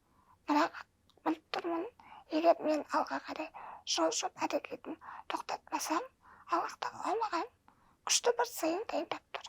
Қолымды үзбеуім керек, әрекетім тоқтатпауым керек деген сияқты. Негізі адам бір ақша тауып бастаса, ары қарай жеңіл кететін сияқты. Одан сайын құлшынысын ашу. Демек барлығы біздің өзімізге байланысты екен ғой.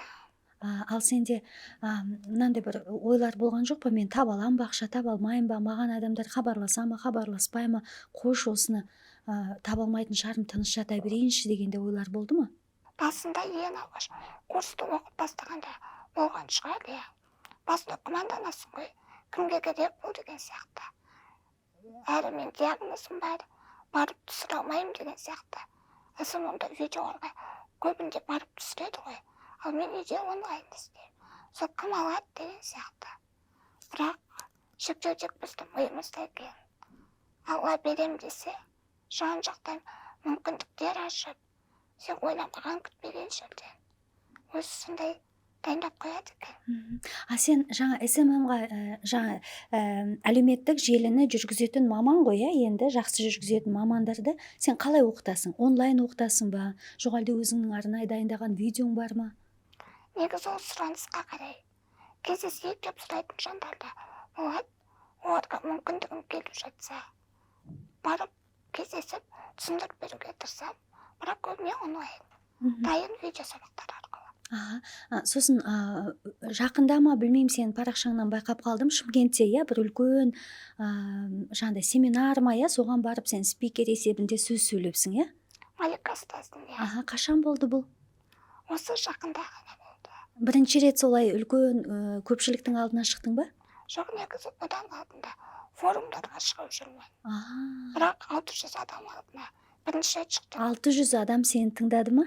Не туралы айттың? Аллаға сенім туралы. Қалай берілмеу керек, шүкір ету жайлы. Қалай берілмеу керек, Назерке? Мен ойлаймын, егер сен тырыссың ба, сенде мүмкіндік бар. Біз бұл өмірде өзгерте алмайтынымыз туылған күнімізбен өлетін күніміз. Ал қалғанның барлығы Алланың қалауымен өзгертуге болады. Бәрі мүмкін. Тек қана сынбай, өз-өзіңді жігерлендіріп, сондай күш алу керек шығар. Адамдар қалай қабылдады сені? Жақсы тыңдады ма? Жылап қалды адамдар. Жылап қалды ма? Жаңа сіз айттыңыз ғой, әжетханаға баруымыздың өзі шүкіршілік деп, сол жайлы да айттым. Сол жайлы айтып берші. Егер адам өзі жүре алса, әжетханаға өзі бара алса, денсаулығында барлығы жақсы болса, онда сіз бақытты адамсыз. Неге сау адамдар сол туралы ұмытып кете береді? Шүкірсізбіз ғой.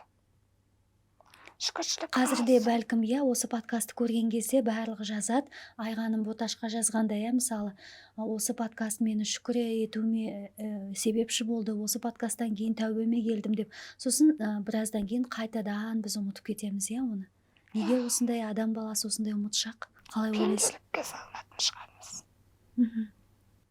Бізге бұл нәрселер, қауіпті нәрселер, қолымызда барды бағаламаймыз, шүкір етпейміз. Кейін ол нәрсеге жақыннан айырып қалсам, мысалы, бар кезде бағаламайсың, жоқ кезде қиналасың, сағынасың, өкінесің. Сол сияқты денсаулықпен де солай шығар. Ауырмаған кезінде бағаламайсың, мән бермейсің. Негізі адам жыл сайын барып тексерістен өту керек қой. Сау адам болсын, мүгедек адам болсын. Бірақ біз оны жасамаймыз, жүре береміз. Бір жеріміз ауырса, тексермейміз деген сияқты, кейінге қалдырып. Назерке, жаңа өзің айтып қалдың ғой, жақыннан айырылса деп, жаңа папаңмен болған кезде сіңлің туралы айттың, сол кезде сен қандай күйде болдың? Екеуің не туралы сөйлесетін едіңдер? Екеуіңде диагнозың бар, бір-біріңе кәдімгідей қолдау көрсететін бедіңдер? Бұл тақырыпты айту негізі қиын бар ғой. Кішкене болса да айтып берші. Бірақ енді үлкен соққы болды. Тіпті мен бұлай өзімнен ауру екеніме қиналмаған шығармын. Сіңілімнен айырып қалғандай. Өмірімдегі ең үлкен соққы, ауыр сынақ сол болды. Бір түннің ішінде жақын адамынан айырып қалу. Өліммен бірінші рет сол кезде бетпе-бет кездестің ба? Бұл жағдай менің де басымнан өтеді ғой деген қорқынышты ойлармен әлі күнге дейін арпалысып келем. Мен қатты қорқып қалдым. Менде де сол нәрсе болатын енді көзбен көріп тұрмын ғой. Ал ол өте қатты қорқынышты. ұзақ айлар бойы енді кішігірім күйзеліске түсіп кеттім, қатты қорқып қалдым, паническая атакалар болып еді басында. Қалай болды? Өзінен өзі саған ауа жетпей жатқан сияқты. Жүрегім қатты соғады, дәл қазір өліп қалатын сияқты боласың. Болды, мен де өліп қалам. Сонда сигнал кетеді. Қорқып қалған ғой әбден. Қалай шықтың содан? Әлі шыға алмадың ба? Негізі уақыт өткен сайын үйреніседі екенсің, көнеді екенсің. Енді шықтым деп айта аламын ба, айта алмаймын ба. Бірақ маған көмектескен Алламен сырласу болды. Дұғалар оқыдым, Алладан көмек сұрадым. Көмектесші, осы жағдайды өткізуге басымнан өмір берші деп. Сіңліңнің соңғы саған айтқан сөзі қандай болды? Мен оған косметика алып беріп едім. Сол кезде қуанып шашып жүріп еді. Рахмет, көп қатты ұнады деп. Прям қатты қуанып, ол кішкентай еді ғой 11 жаста. Сол аудиозапись жіберген. Рахметін айтып. Риза болып кетті деп ойлайсың ба? Мүмкін, иә. Мүмкін жоқ. Неге мүмкін жоқ? Бәрібір де көп көңіл бөлу керек бет деген өкініштер қалып қояды ғой. Көңіл бөліп қараса мүмкін көбірек жасар ма еді деп па? Ұзақ өмір сүретін бе еді деп? Ол да бар. Аз уақыт өткізген сияқтымыз. Екеуің ба? Жалпы. Көп менде мысалы жұмыстар, көп сөйлесуге уақыт бола бермейді деген сияқты. Өз өміріммен кірісіп кетеміз ғой. Сол лучше көбірек жанымда болып, көп сөйлесіп, көп жақсы істер істеуім керек еді деген өкініш қалып қояды екен. Көбірек жанында болуым керек еді, көбірек сөйлесуім керек еді деп, иә? Екеуің оңашада қалғанда, екеуің не жайында сөйлесетін едіңдер? Сонда сенен сұрайтын бет, неге біз осылай айтудық, неге бізде мынандай ауру деп соны білді ма өзі, түсініп кетті ма? Ол нәзік еді. Көп нәрсені айта бермейтін еді. Ұялшақ еді. Ондай нәрселерді негізі көп айтпайтынбыз, бірақ ауруханаға түсіп қалғанда ауырып. Сол кезде сөйлесетінбіз. Сенде осындай болды ма деген сияқты. Енді мен оны жақсы түсінем ғой, өзімде сол жерде жатқаннан кейін. Сол бірге әңгімелесіп айтатынбыз. Дұрыс қарады ма саған дәрігерлер деген сияқты. Назерке, сенде мынандай болды ма? Не үшін мен деген дүние?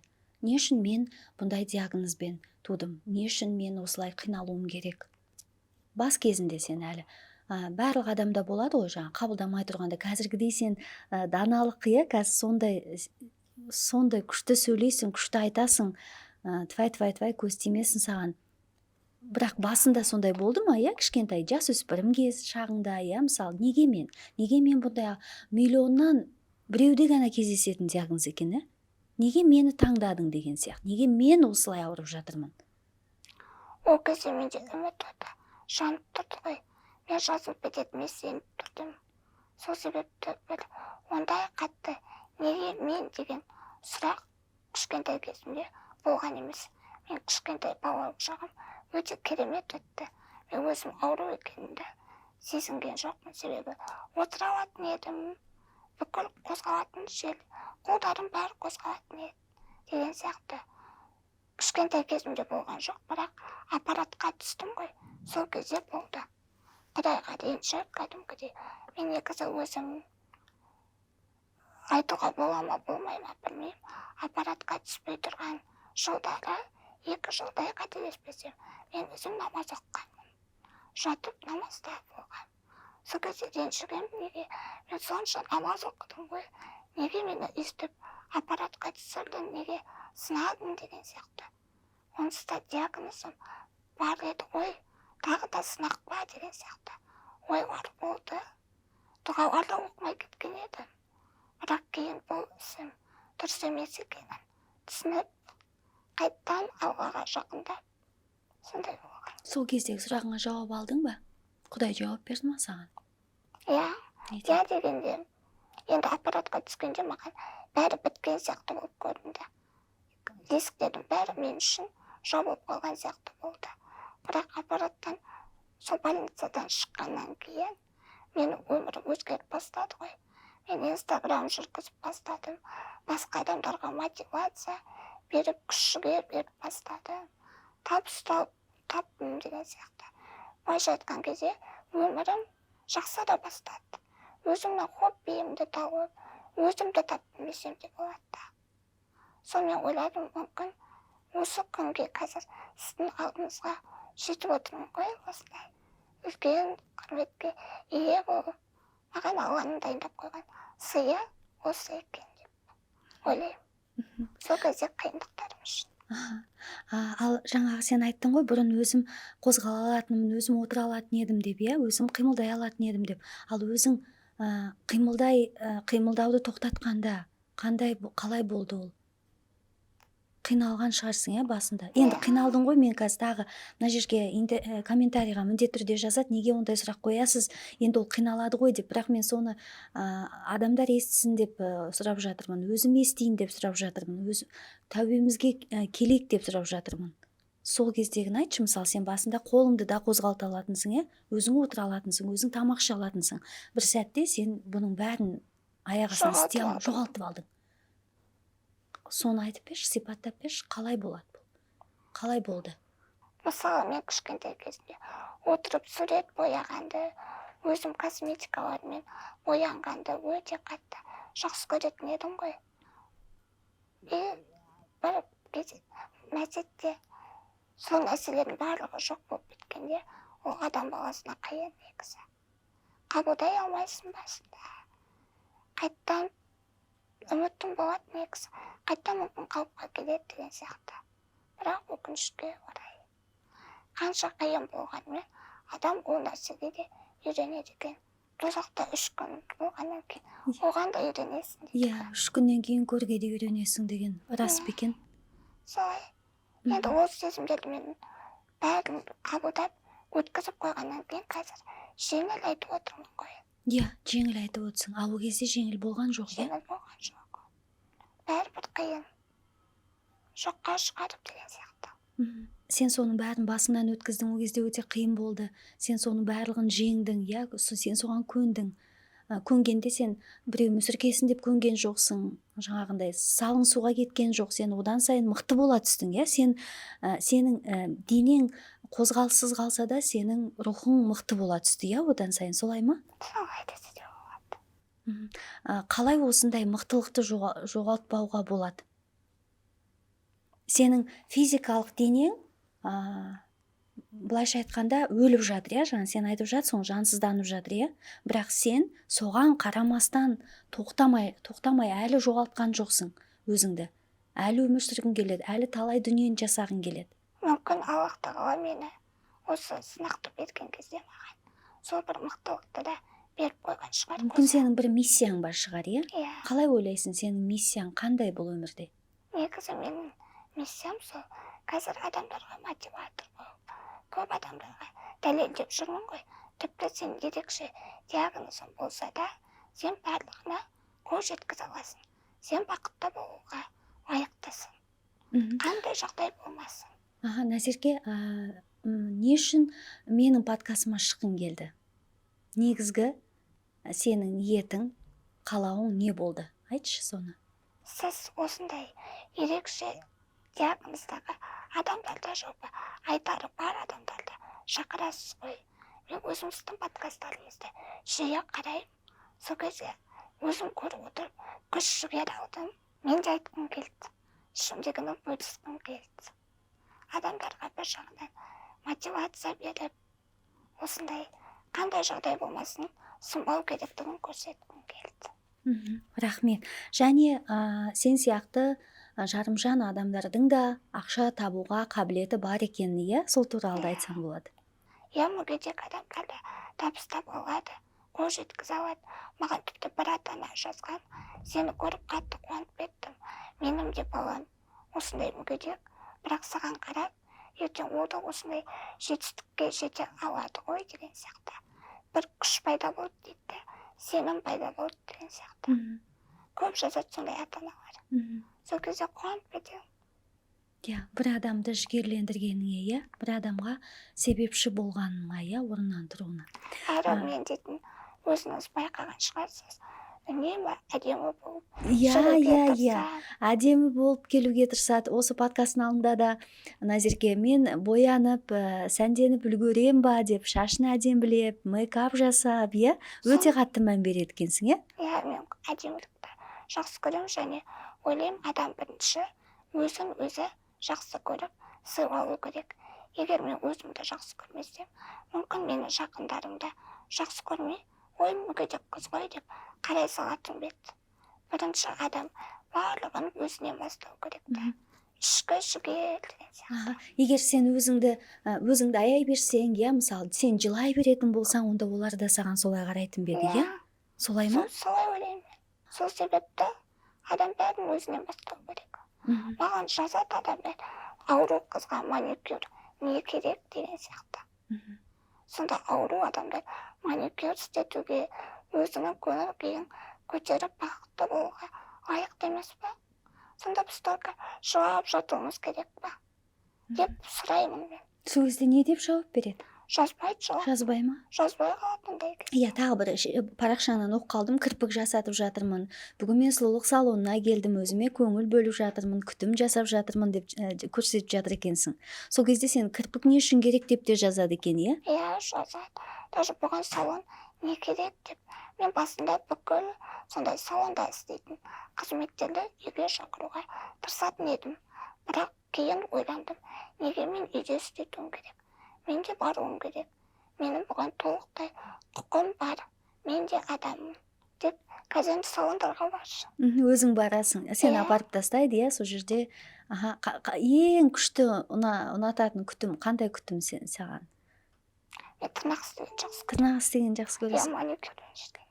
Өзіңе саған тырнақ істеткенді жақсы көресің, иә? Бояп, әдемілеп. Қандай әдемі тырнағың? Маникюрсыз жүре алмаймын. Маникюрсіз жүре алмайсың ба? Бәрі соған тиіседі негізі.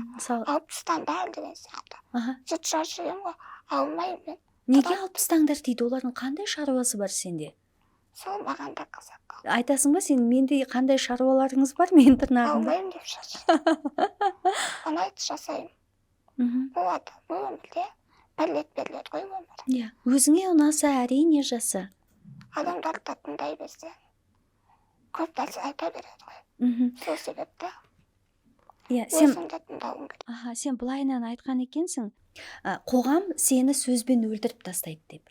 Мен бұны жаңағы сұхбатта тыңдадым ба, қоғам сені сөзбен өлтіріп тастайды деп. Жаңа сен бір адамдар жазған ба, қайтесіңдер бұл қызды көрсете беріп деген сияқты, сол туралы айтып қой деген сияқты. Не деп айтты сонда? Мен папаммен всегда видео саламын ғой. Иә. Соған жазғанда, бұл қызды неге сөйді деп жүрсіңдер, түбі бәрібір өледі ғой деген сияқты. Өздері уже өлмей жатып, сау адамды өлтіріп тастап тұр ғой былай жатқан кезде. Тіпті маған болды, тиктоктан бір орыс врачпын деп жазған. Как врача, мен айтыватым, қазақша айта берейін. Врач ретінде айтайын, бұл қыз жазылмайды деп жазып жүргенде. Саған, иә? Иә, врачпын деп айтып тұр. Сол кезде мен қатты таңғалғам, осындай дәрігерлер ғой, біздің нені құртатын. Назерке, дәл сен сияқты диагноз бар адамдар осы Қазақстанда көп пе екен? Сен сол жағын қарап көрген жоқсың ба? Қазір көп сияқты негізі. Сондай группалар. Саған жазбады ма ондай? Жазады. Сондай группалар бар негізі. Смайликтар деген, қателеспесем. Шымкентте тұрасыңдар, иә? Шымкентте мүгедектер қоғамы ұйымы деген бар ғой, иә? Солармен араласасың ба сен? Жоқ, араласпайды. Араласпайсың ба? Мүмкін білмеймін, олармен араласпайды. Себебінде шақырса негізі барасың ғой. Жалпы бізде қазақ қоғамында қалай қарайды осындай кембағал адамдарға? Сенің ойыңша не жетіспейді бізге? Өте суық қарайды. Бір құбыжықты көрген сияқты, жау келе жатқан сияқты. Паркте жүргенде орындықтарда отырасың ғой, адамдардың қасына барып тұрып ете салады. Тұрып ете ма? Тұрып етеді. Жаман болып қалатын шығарсың, сол кезде. Сен өзіңді бір жаман сезініп қаласың. Неге етеді деген сияқты. Шағыламайсың ғой ол адамды. Иә, не болмаса сенің ауруың оған жұғып кетпейді, иә? Иә, Бірақ олар сондай жұғып кететін сияқты қорқа ма? Неге олар қашады деп ойлайсың? мүмкін біз мүгедек адамдарды көп көрсетпегеннен деп ойлаймын. Көбірек шығару керек сыртқа, қоғаммен таныстыру керек. Көп адам көрсе, уже үйренеді ғой, кейінірек. Бірден болмайды ғой. Иә. Көрсеткен сайын тәрбиелеу керек та. Бізде Қазақстанда көбінесе бізде мүгедектер мүлдем жоқ сияқты, иә? Өмір сүрмейтін сияқты, иә? Тыйып сала ма? Иә. Көрсетпейді мүлде. Әркім өзінің үйінде, өзінің бөлмесінде тығылып отырған сияқты, иә? Иә. Олар өйткені неге олар шыға алмайды, неге олар жүре алмайды? Ол кісілердің- Арбада болсын, иә, жүріп, көшеде, иә? Қалай ойлайсың, не үшін? Мүмкін ол кісілердің өздері де ұялады. Өздерін кем санап деген сияқты. Сен ұяласың ба? Өзіңді кем санайсың ба? Ұялмаймын өзіме. Басында болды, иә. Кішкентай кездерімде мүмкін ұялу сондай болған шығар. Тіпті инвалид деп айтқан кезде жүрегіме қатты деп жылап қалатын едім. Бірақ қазір мен ол сөздерді қабылдаймын. Біреу сені мүгедек деп айтса, сен оған ренжімейсің, иә? Қазір ренжімеймін. Себебі мен толықтай өзімді қабылдадым. Адам өзін қабылдаған кезде өмір сүруде жеңіл болады екен. Менің ойымша сенің осындай мықты болып өсуіңе сенің ата әжең және папа мамаң және өзіңнен кейінгі бауырларың, өзіңнің алдындағы әпкең, иә, солардың ықпалы өте жоғары болған сияқты да. Олар сені өзің айттың ғой, мені мүгедек ретінде санамады, мені кәдімгі сау балаларға қалай қарайды, солай қарады, менің барлық жағдайымды жасады, маған оны сезіндірмеді деп. Ал егер ол тәрбие басқаша болса, иә, бәлкім сен де қазір өзіңді өте мүсәпір сезініп бұл жерге келмес едің, иә? Мүмкін, иә. Бәрі негізі сол тәрбиеден басталады ғой. Ата-анама көп рахмет айтамын. Мені осылай кәдімгі сау балдар сияқты тәрбиелеп, бөлмей, сен мүгедексің деп, басқа балдарынан бөлмей, бірдей қылып өсірген. Әжең саған қандай не айтатын еді, ақыл айтатын еді? Әжелер қыздарына айтады ғой, немерелеріне бүйтпе, сөйтпе, мынандай бол, сондайлар айтылды ма? Көпшіктеу қойылды ма саған? Әже маған үнемі айтатын бір сөз бар.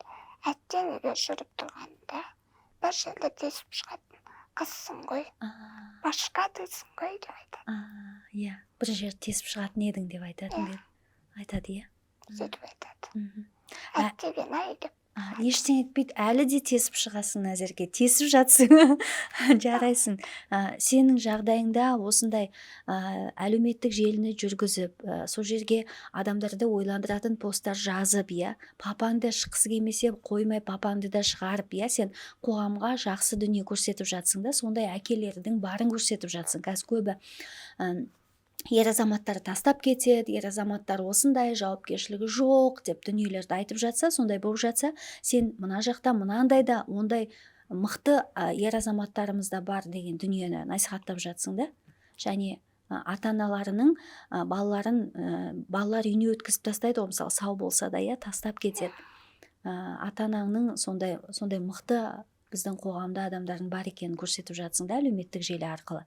Шынымен сен әлеуметтік желі арқылы қаншама адамға, қаншама месседж дейді ғой, сондай қаншама жігерлендіретін дүниені беріп жатсың. Солай ойлайсың ба өзің кейде? Негізі өзімді бір өйтіп керемет, күшті адам деп ойламаймын. Біртүрлі мақтасам, ұялып қалып жатырмын. Рахмет. Ұялып қалып жатсың ба? Комплиментті, бір-бірімізге комплиментті, мақтауды көп айтуымыз керек, иә? Жақсы сөз бұл жан азығы, иә? Бірақ мен ойлаймын, әкенің беретін тәрбиесі 100 мектепте бере алмайды. Әкенің тәрбиесі. Қандай тәрбиесі? Махаббатын, иә? Айтып берші маған, әкеңді сипаттап берші. Негізі қыз бала үшін әкенің орны өте маңызды. Тәрбиесі.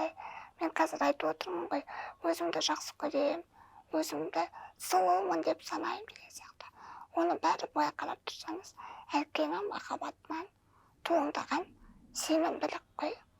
Папаң саған кішкентай кезінен бастап сені алақанында аялап ұстаса, аншайым сияқты қараса, ертең қыз өскен кезде сенімділік жағынан болсын қиналмайды да.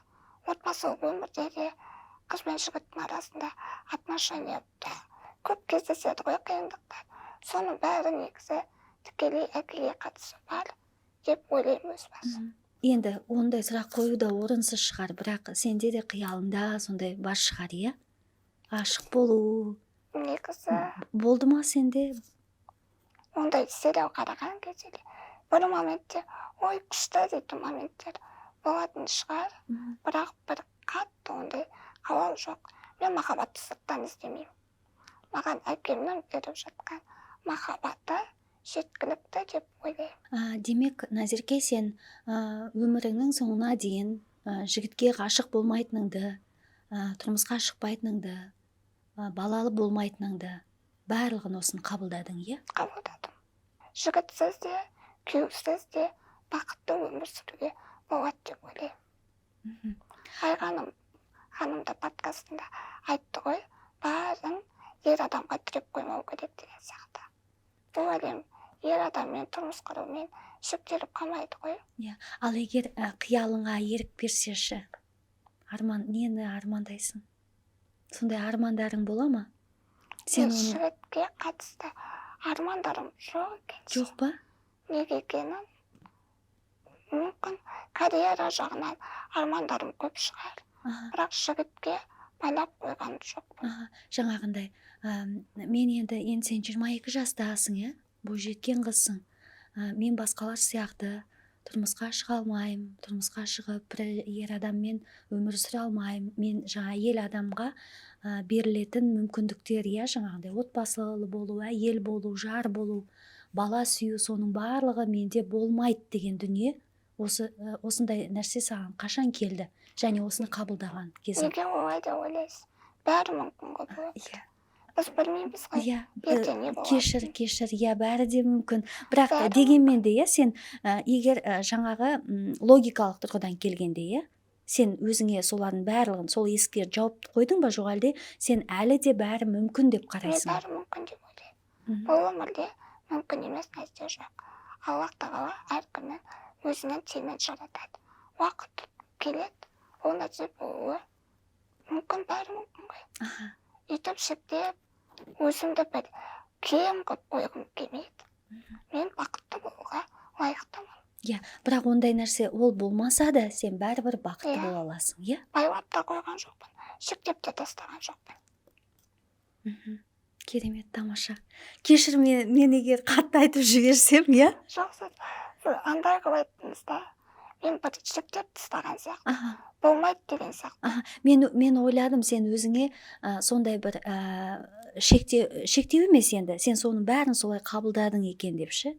Жаңа сен басында айттың ғой, мен ондай армандарым жоқ деп. Армандарым да жоқ, бірақ болып жатса тоже немес та. Қалай айтсам екен, бәрі мүмкін деген нәрсе ғой. Бәрі мүмкін. Сен ешқандай есікті бұл мүмкін емес деп жаппайсың. Жаппаймын. Өте керемет, күшті. Менің бір шетінен осылайда айтқаным да дұрыс болған екен, сен өте күшті дүние айттың. Мүмкін емес ештеңе жоқ, иә? Бұл өмірде бәрі Алланың қалауымен. Құрметті оқырмандар, біздің Назеркенің 6 жыл бойы дауысы шықпаған екен, иә? 6 жыл бойы дауысы шыққан жоқ. Бірақ Назерке еш нәрсеге мойымай, еш нәрсеге қарамастан өзін өзі жігерлендіріп, қазір адамдарға мотивация беріп, енді менің подкастыма қонақ болып келіп жатыр. Назерке, енді мен саған бір қысқа сұрақтар қояйын, сен қысқа жауап беруге тырыс, өзіңнің ойларыңды айт. Назерке, осыны істемедім деп кейін өкінетін дүние не? Менде ондай жоқ. Жоқ па? Бірінші ойлап қалдым. Өміріңде естіген ең күшті даналық сөз қандай? Сен өмір сүруге мотивация бересің. Сен менің өмір сүруге құлшынысымда жасын бар болғанына рахмет деген. Көп жазатсылар. Күшті. Күшті сөз екен. Қорқынышты ойларының шындыққа айналған кезі болды ма? Ондай бір жоқ сияқты негізі.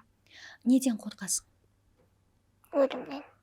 Жақындарымнан айырылуда. Не нәрсеге ризасың? Осы өміріме ризамын. Осындай ата-анам бар екеніне. Егер маған тағы да осы өмірді сүруге мүмкіндік берілсе, мен тағы да сүретін едім. Басқа өмірді таңдамай, дәл осы өмірімді қайтадан таңдайтын едім. Дәл осы өміріңді қайтадан таңдайтын едің, иә? Мейлі мен бұл дерттің өлімге алып келетінін білсем бе, қиыншылықтар болса да, қиын сынақтар туса да, мен қайтадан осы өмірімді таңдайтын едім. Назерке, сен мынандай бір ақпараттар, мынандай бір дүниелерді естідің ба жаңағыдай?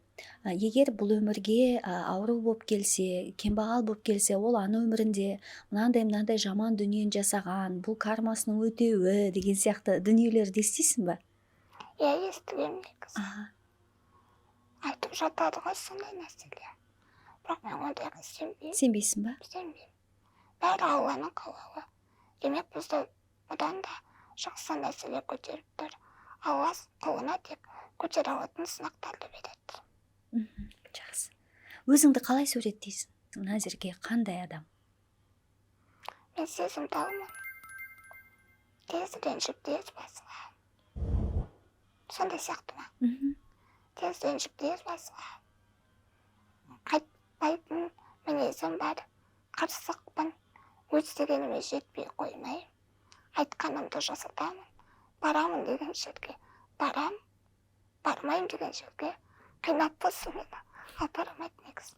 Сондай бір андай қайтпас мінездімін. Сондайым бар.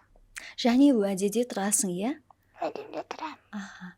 Мен негізі ойладым, ошол сен келем деп айттың ғой, бірақ та енді қандай да бір жағдай болып келе ала ма, келе алмай ма, қалай болар екен деп біраз уайымдадым негізі. Жауапкершілігі өте жоғары екен Назеркенің. Және тура уақытында келді, дәлме-дәл. Кешіккен жоқ. Осының өзі қандай сенің мықты адам екеніңді білдіреді. Өйткені қазіргі заманда жауапкершілік деген дүниені қасиетті біз итпен іздейтін болдық та кейбір адамнан. Егер сенің өмірің кино болса, ол қалай аталатын еді? Кино болса ма? Киноны ойламаппын. Бірақ мен кітап жазып жатсам, жарықта немесе жарқыра деген сияқты болып шығаратын едім. Кітап шығарғың келе ма? Арманым да бар. Айғаным ханымнан мотивация алып, ол кісі шығарды ғой. Мен де шығарам деген сияқты. Иә, естеріңізге сала кетейік, менің каналымнан көрсеңіздер болады. Айғаным Боташ, иә, маған сұхбатқа келген. Айғаным Боташ кітап жазған, иә. Біздің айтпақшы осы Айғаныммен сұхбат өткізгеннен кейін Айғанымның бүкіл кітап өтіп кеткен ғой, сөйтіп тағы да шығарды. Сөйтіп Құдай қаласа Назерке де кітап шығарып, иә, Назеркенің бүкіл кітаптары өтіп бестселлер болсын, иә, Назерке? Өміріңдегі ең керемет күн қандай? Балалық шағым керемет өтті негізі. Балалық шағың керемет өтті ма? Балалық шағыңда есіңде алған ең керемет күн қандай екен?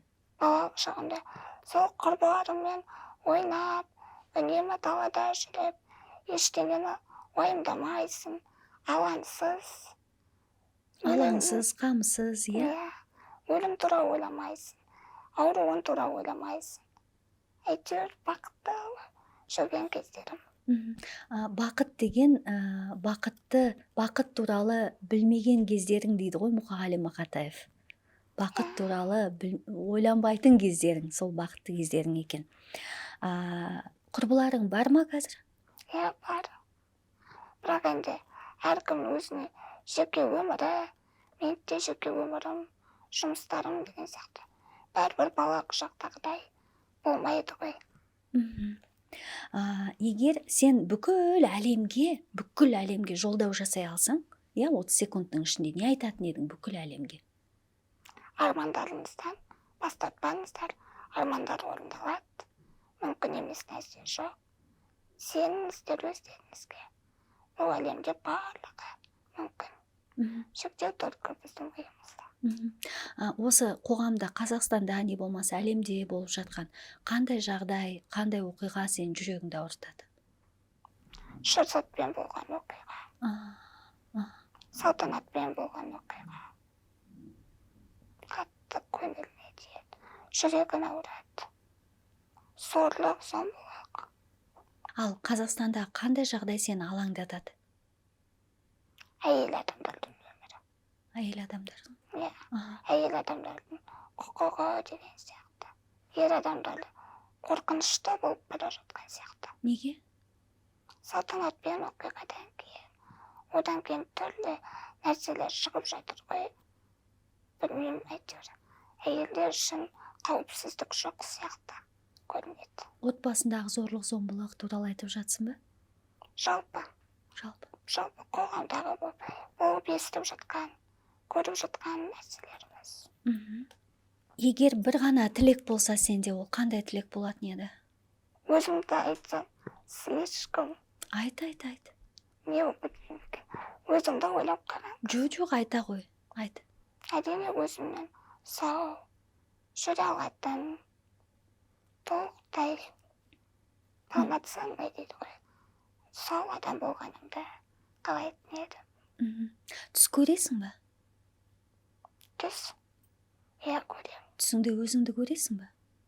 Редко, сирек көрем. Сирек көресің ба? Сирек көрем. Өзіңді көргенде өзің қалай, осылай жатасың ба, жоқ әлде не істеп жүрсің түсіңде? Негізі әртүрлі. Кейде жүріп жүргенімді көрем, деген сияқты. Түсіңде Шын сияқты болып көрінеді. түсіңде өзіңді 12 мүшесі сау адам ретінде сезінесің, иә? Иә, Солай ма? бірақ ол сирек көрем. Көп көрем деп айта алмаймын. Болып тұрады өзінде. Қатты ойланып қойған кезде. Қатты ойланып қойған кезде. Түсіңе не жиі кіреді, не көресің түсіңде? Әртүрлі негізі. Қатты көп көрем деп те айта алмаймын. Көрмеймін деп те айта Ұйқың тыныш па? Тыныш, иә. Жақсы ұйықтайсың ба? Иә, Тамақты да жақсы ішесің ба? шүкір, иә. Қандай тамақ жақсы көресің? Сырттың тағамдарын көп жеймін негізі. Сырттың тағамдарын көп жейсің ба? Сол ұнай ма саған? Сырттан тамақтанған, қыдырып жүргенін айтпаған. Қандай тамақ мысалы? Көп қой. Паста, пицца, кете береді. Үйде әжең, көбінесе үйде әжең тамақ жасай ма? Мамамның тамақтарын жақсы көрем. Мамаңның ең күшті дәмді жасайтын тамағы қандай? Котлет пен пюре. Несіз өмір сүре алмайсың?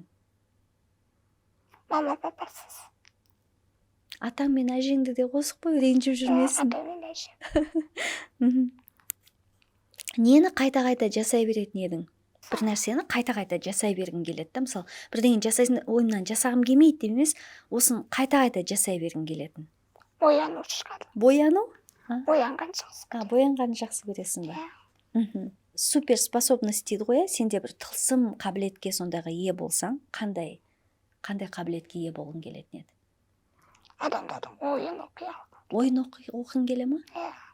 Мен туралы не айтады екен? Қайсысы мен туралы жақсы ойлайды екен? Деген сияқты. Ол саған маңызды ма адамдардың ойы? Жақын адамдардыңдікі, иә. Танымайтын адамдардікін енді қатты мән бере бермейсің ғой. Бірақ өзіне жақын адамдарыңдікі. Сол ойды егер оқи алатын болсаң, ойлашы, ол жаман ойлап жатса, жүрегің ауырады ғой? Қызық қой бірақ. Қызық па? Уақыт аралығына, иә, саяхаттай алсаң, қай дәуірге баратын едің? Путешествие по времени деген бар ғой сол? Сол балалық шағыма шығады. Балалық шағыңа өзіңнің? Сол кездерім ең күшті кездер. Егер қолыңда сиқырлы таяқша болса, иә, бүйтіп таяқшаңды бүйтіп сілтеп қалып, кез келген дүниені істей алсаң, орындай алсаң, нені істегің келеді? Сол денсаулығымды. Денсаулығыңды, иә? Иә. Ең маңыздысы денсаулық, иә? Енді Назерке, сен үшін өмірдің мәні неде? Өмірдің мәні өзіңді табуда, өзіңнің кім екеніңде, не нәрсе қоғамға жалпы бере алатында деген сияқты.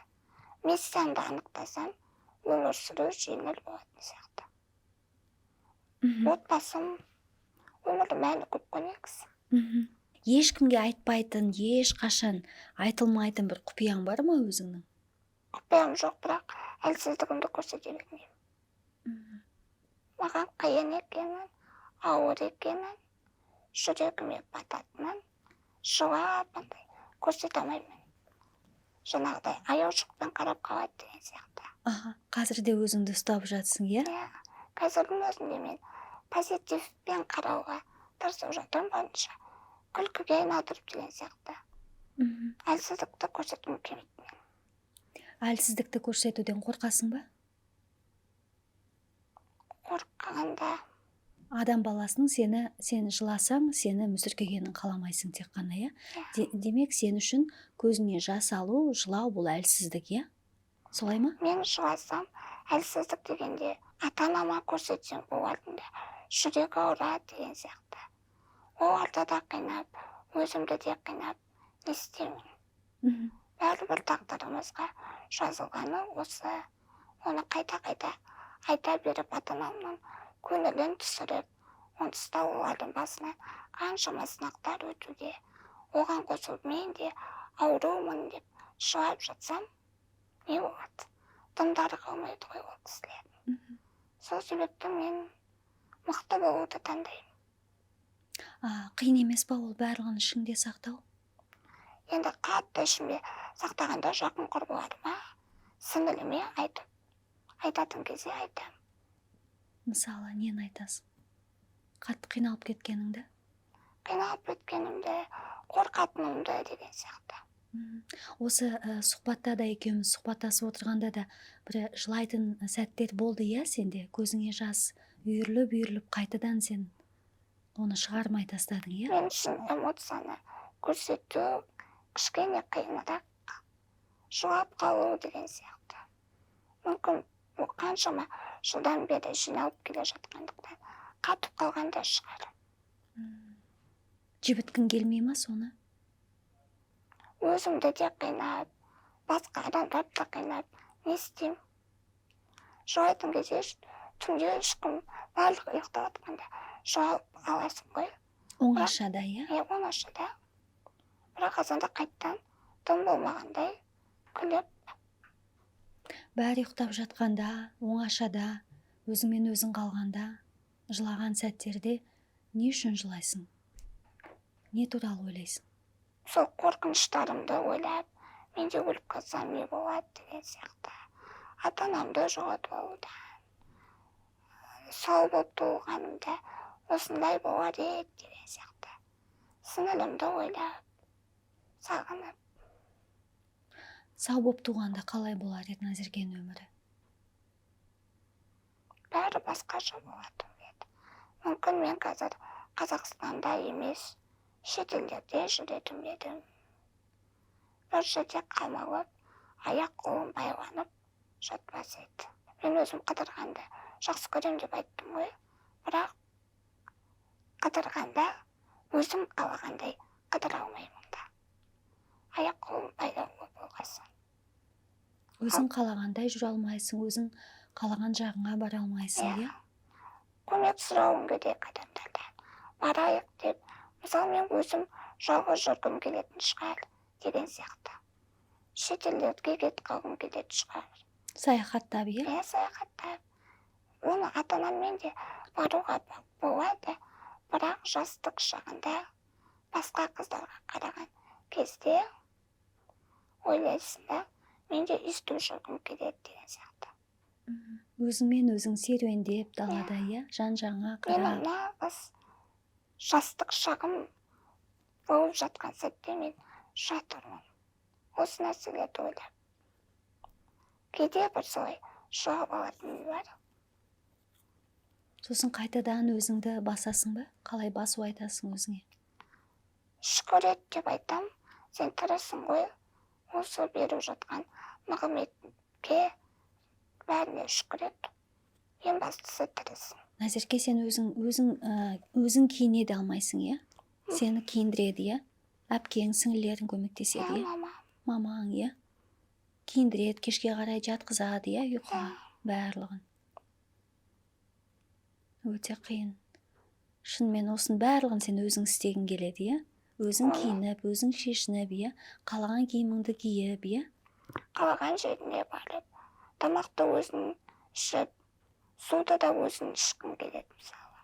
Басқа біреуден көмек сұрамай. Осылай жатқан кезде кейде үйде адамдар болмай қалса, ұзақ жатқанда арқаңды ауыратын шығар, иә? Иә, әрине. Ауырып қалады.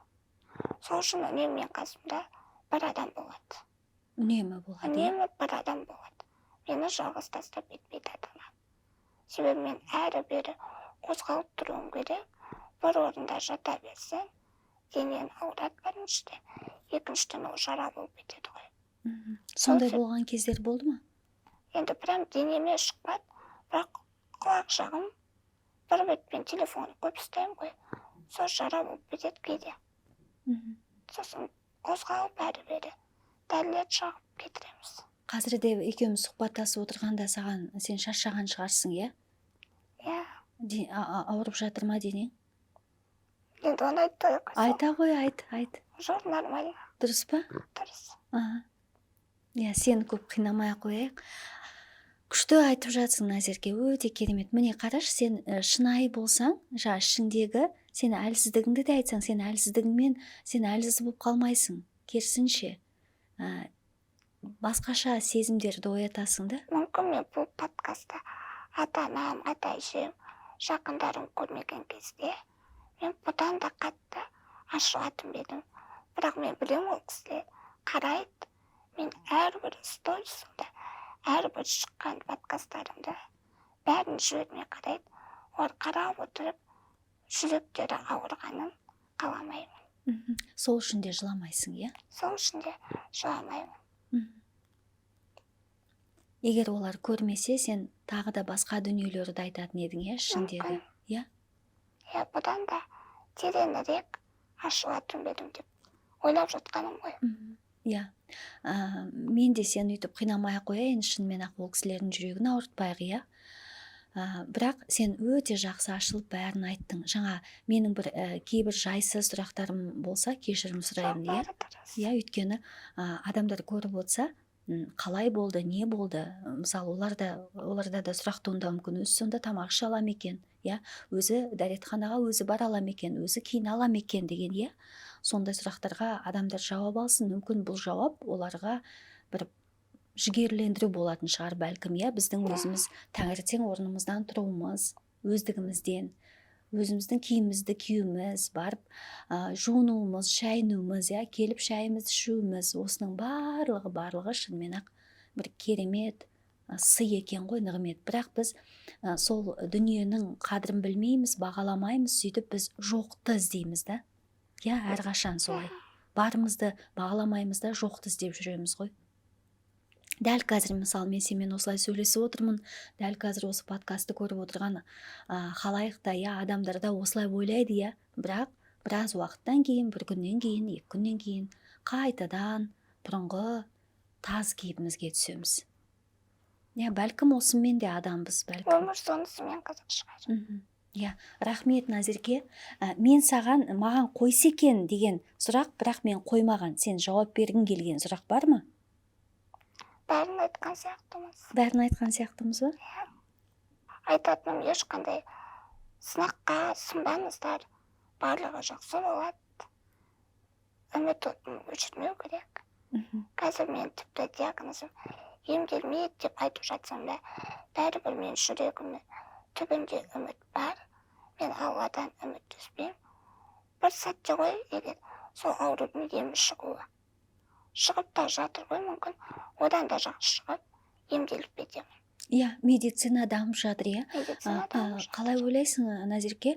Медицина дамып жатыр. Қазір біз неше түрлі бұрын ақылымызға сыймайтын дүниенің барлығы шығып жатыр, иә. Мысалы, фантастикалық кинода көрген дүниелері, неліктен осындай аурулардың емі табылмай жатыр, сенің ойыңша? Сенікі сияқты ДЦП, сал ауруына шалдыққан, иә, аутиз балалар болады, иә, мысалы. Тағы да басқа қатерлі ісік ауруы, онкология дейміз, иә, раққа шалдыққан. Бұлар неге табылмайды? Мүмкін білімсіздіктен ба, ізденбегеннен деп айтсам ба. Енді мен дәрігер емеспін. Ол сұраққа жауап беру мен үшін орынсыз шығар. Жатып алып, неге ізденбейсіңдер деп айтуым.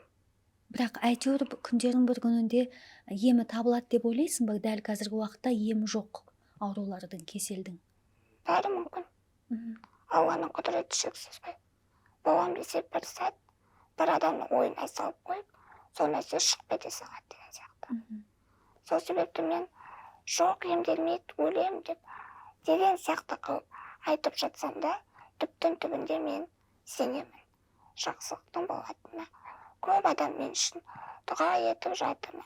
Блогымда да қаншама жақсы сөздер айтылады. ол дұғаға жауапсыз қалмайтынына кәміл сенемін. Иә, құрметті осы менің каналымның жазылушылары, құрметті халайық, осы подкасттың соңына күшті тілек жазыңыздаршы, иә, күшті дұғаларыңызға қосыңыздар, лайк басыңыздар, иә. Мен ұнамаса деген сөзді айтпаймын бұл жерде, өйткені барлығына ұнайды. Назеркенің сөзі де, өзі де, иә, Назеркеге күшті әйбат сөздеріңізді аямаңыздар. Папасы, мамасы, ата әжесі де көреді, иә. Жағымсыз дүние жазбауларыңызды сұраймын. Назерке, сөздің соңында не айтқың келеді? Папаң туралы тағы не қосқың келеді? Папаңа бір нәрсе айтқың келді, иә, бағана? Осы тұста мен ата-анама үлкен рахмет айтамын. Ол кісілер жұмыс істейді ғой. Бірақ мені өссін, көрсін, барсын, қатыссын деп жұмыстарынан сұранып, амалын тауып, алып келіп жатыр. Үнемі солай. Шақырған жерге мен қалмауға тырысамын. Оның бәрі ата-анам арқасында. Ата-анама көп рахмет. Жақсы көремін. Мен де Назеркенің ата-анасына рахметімді айтқым келеді. Шымкенттен жұмыстарын бәрін тастап, Назеркені осылай алып келген, осы сұхбат берсін, қызымыз өзінің ойындағысын айтсын деп, иә. Назерке, саған қазір қандай да бір көмек қажет па? Қаржылай мысалы. Қаржылай ешқандай көмек қажет емес. Тек сол лайк басып, парақшама жазып, қолдасаңыздар жеткілікті. Иә, естідіңіздер ғой, иә. Назеркені қолдап, инстаграмдағы парақшасына жазылып, иә, осы подкасты соңына дейін көріп, лайк басып, жақындарыңызға жіберіңіздер, иә, жақсы сөз жазыңыздар. Назерке, көп рахмет саған. Енді саған тапсырма, кітапты тездетіп шығару керек, иә. Сол кезде мен де сүйінші сұрап жатайын. Назеркені білесіздер ғой, маған подкастқа келген. Назеркенің кітабы деген бестселлер болыпты, қандай күшті кітап деп. Сол сенің кітабыңның шыққан сәтін күтеміз, Құдай қаласа, иә. Назерке, Назерке, денің сау болсын. иә, сен айтып жатсың ғой, бұл аурудың салдарынан жыл өткен сайын адам әлсірей береді деп, иә. Сен жыл өткен сайын, күн өткен сайын сен күшейе бер деп тілеймін, иә. Өзің айтқандай мүмкін емес ештеңе жоқ. Бәрі де мүмкін. Осы аурудың да емі табылсын. Иә. Рахмет, Назерке, саған. Сенімен сұхбаттасқан сондай күшті әңгімелескен. Маған өте ұнады. Менің кейбір қолайсыз, жөнсіз сұрақтарым болса, жүрегіңе тиген болса, алдын ала кешірім сұраймын. Ондай болды ма? Жоқ, болмады. Болған жоқ па? Рахмет, Назерке. Жақсы сөз айтайық. Жақсы сөз жанның дауасы. Мал жан аман болсын. Сау болыңыздар.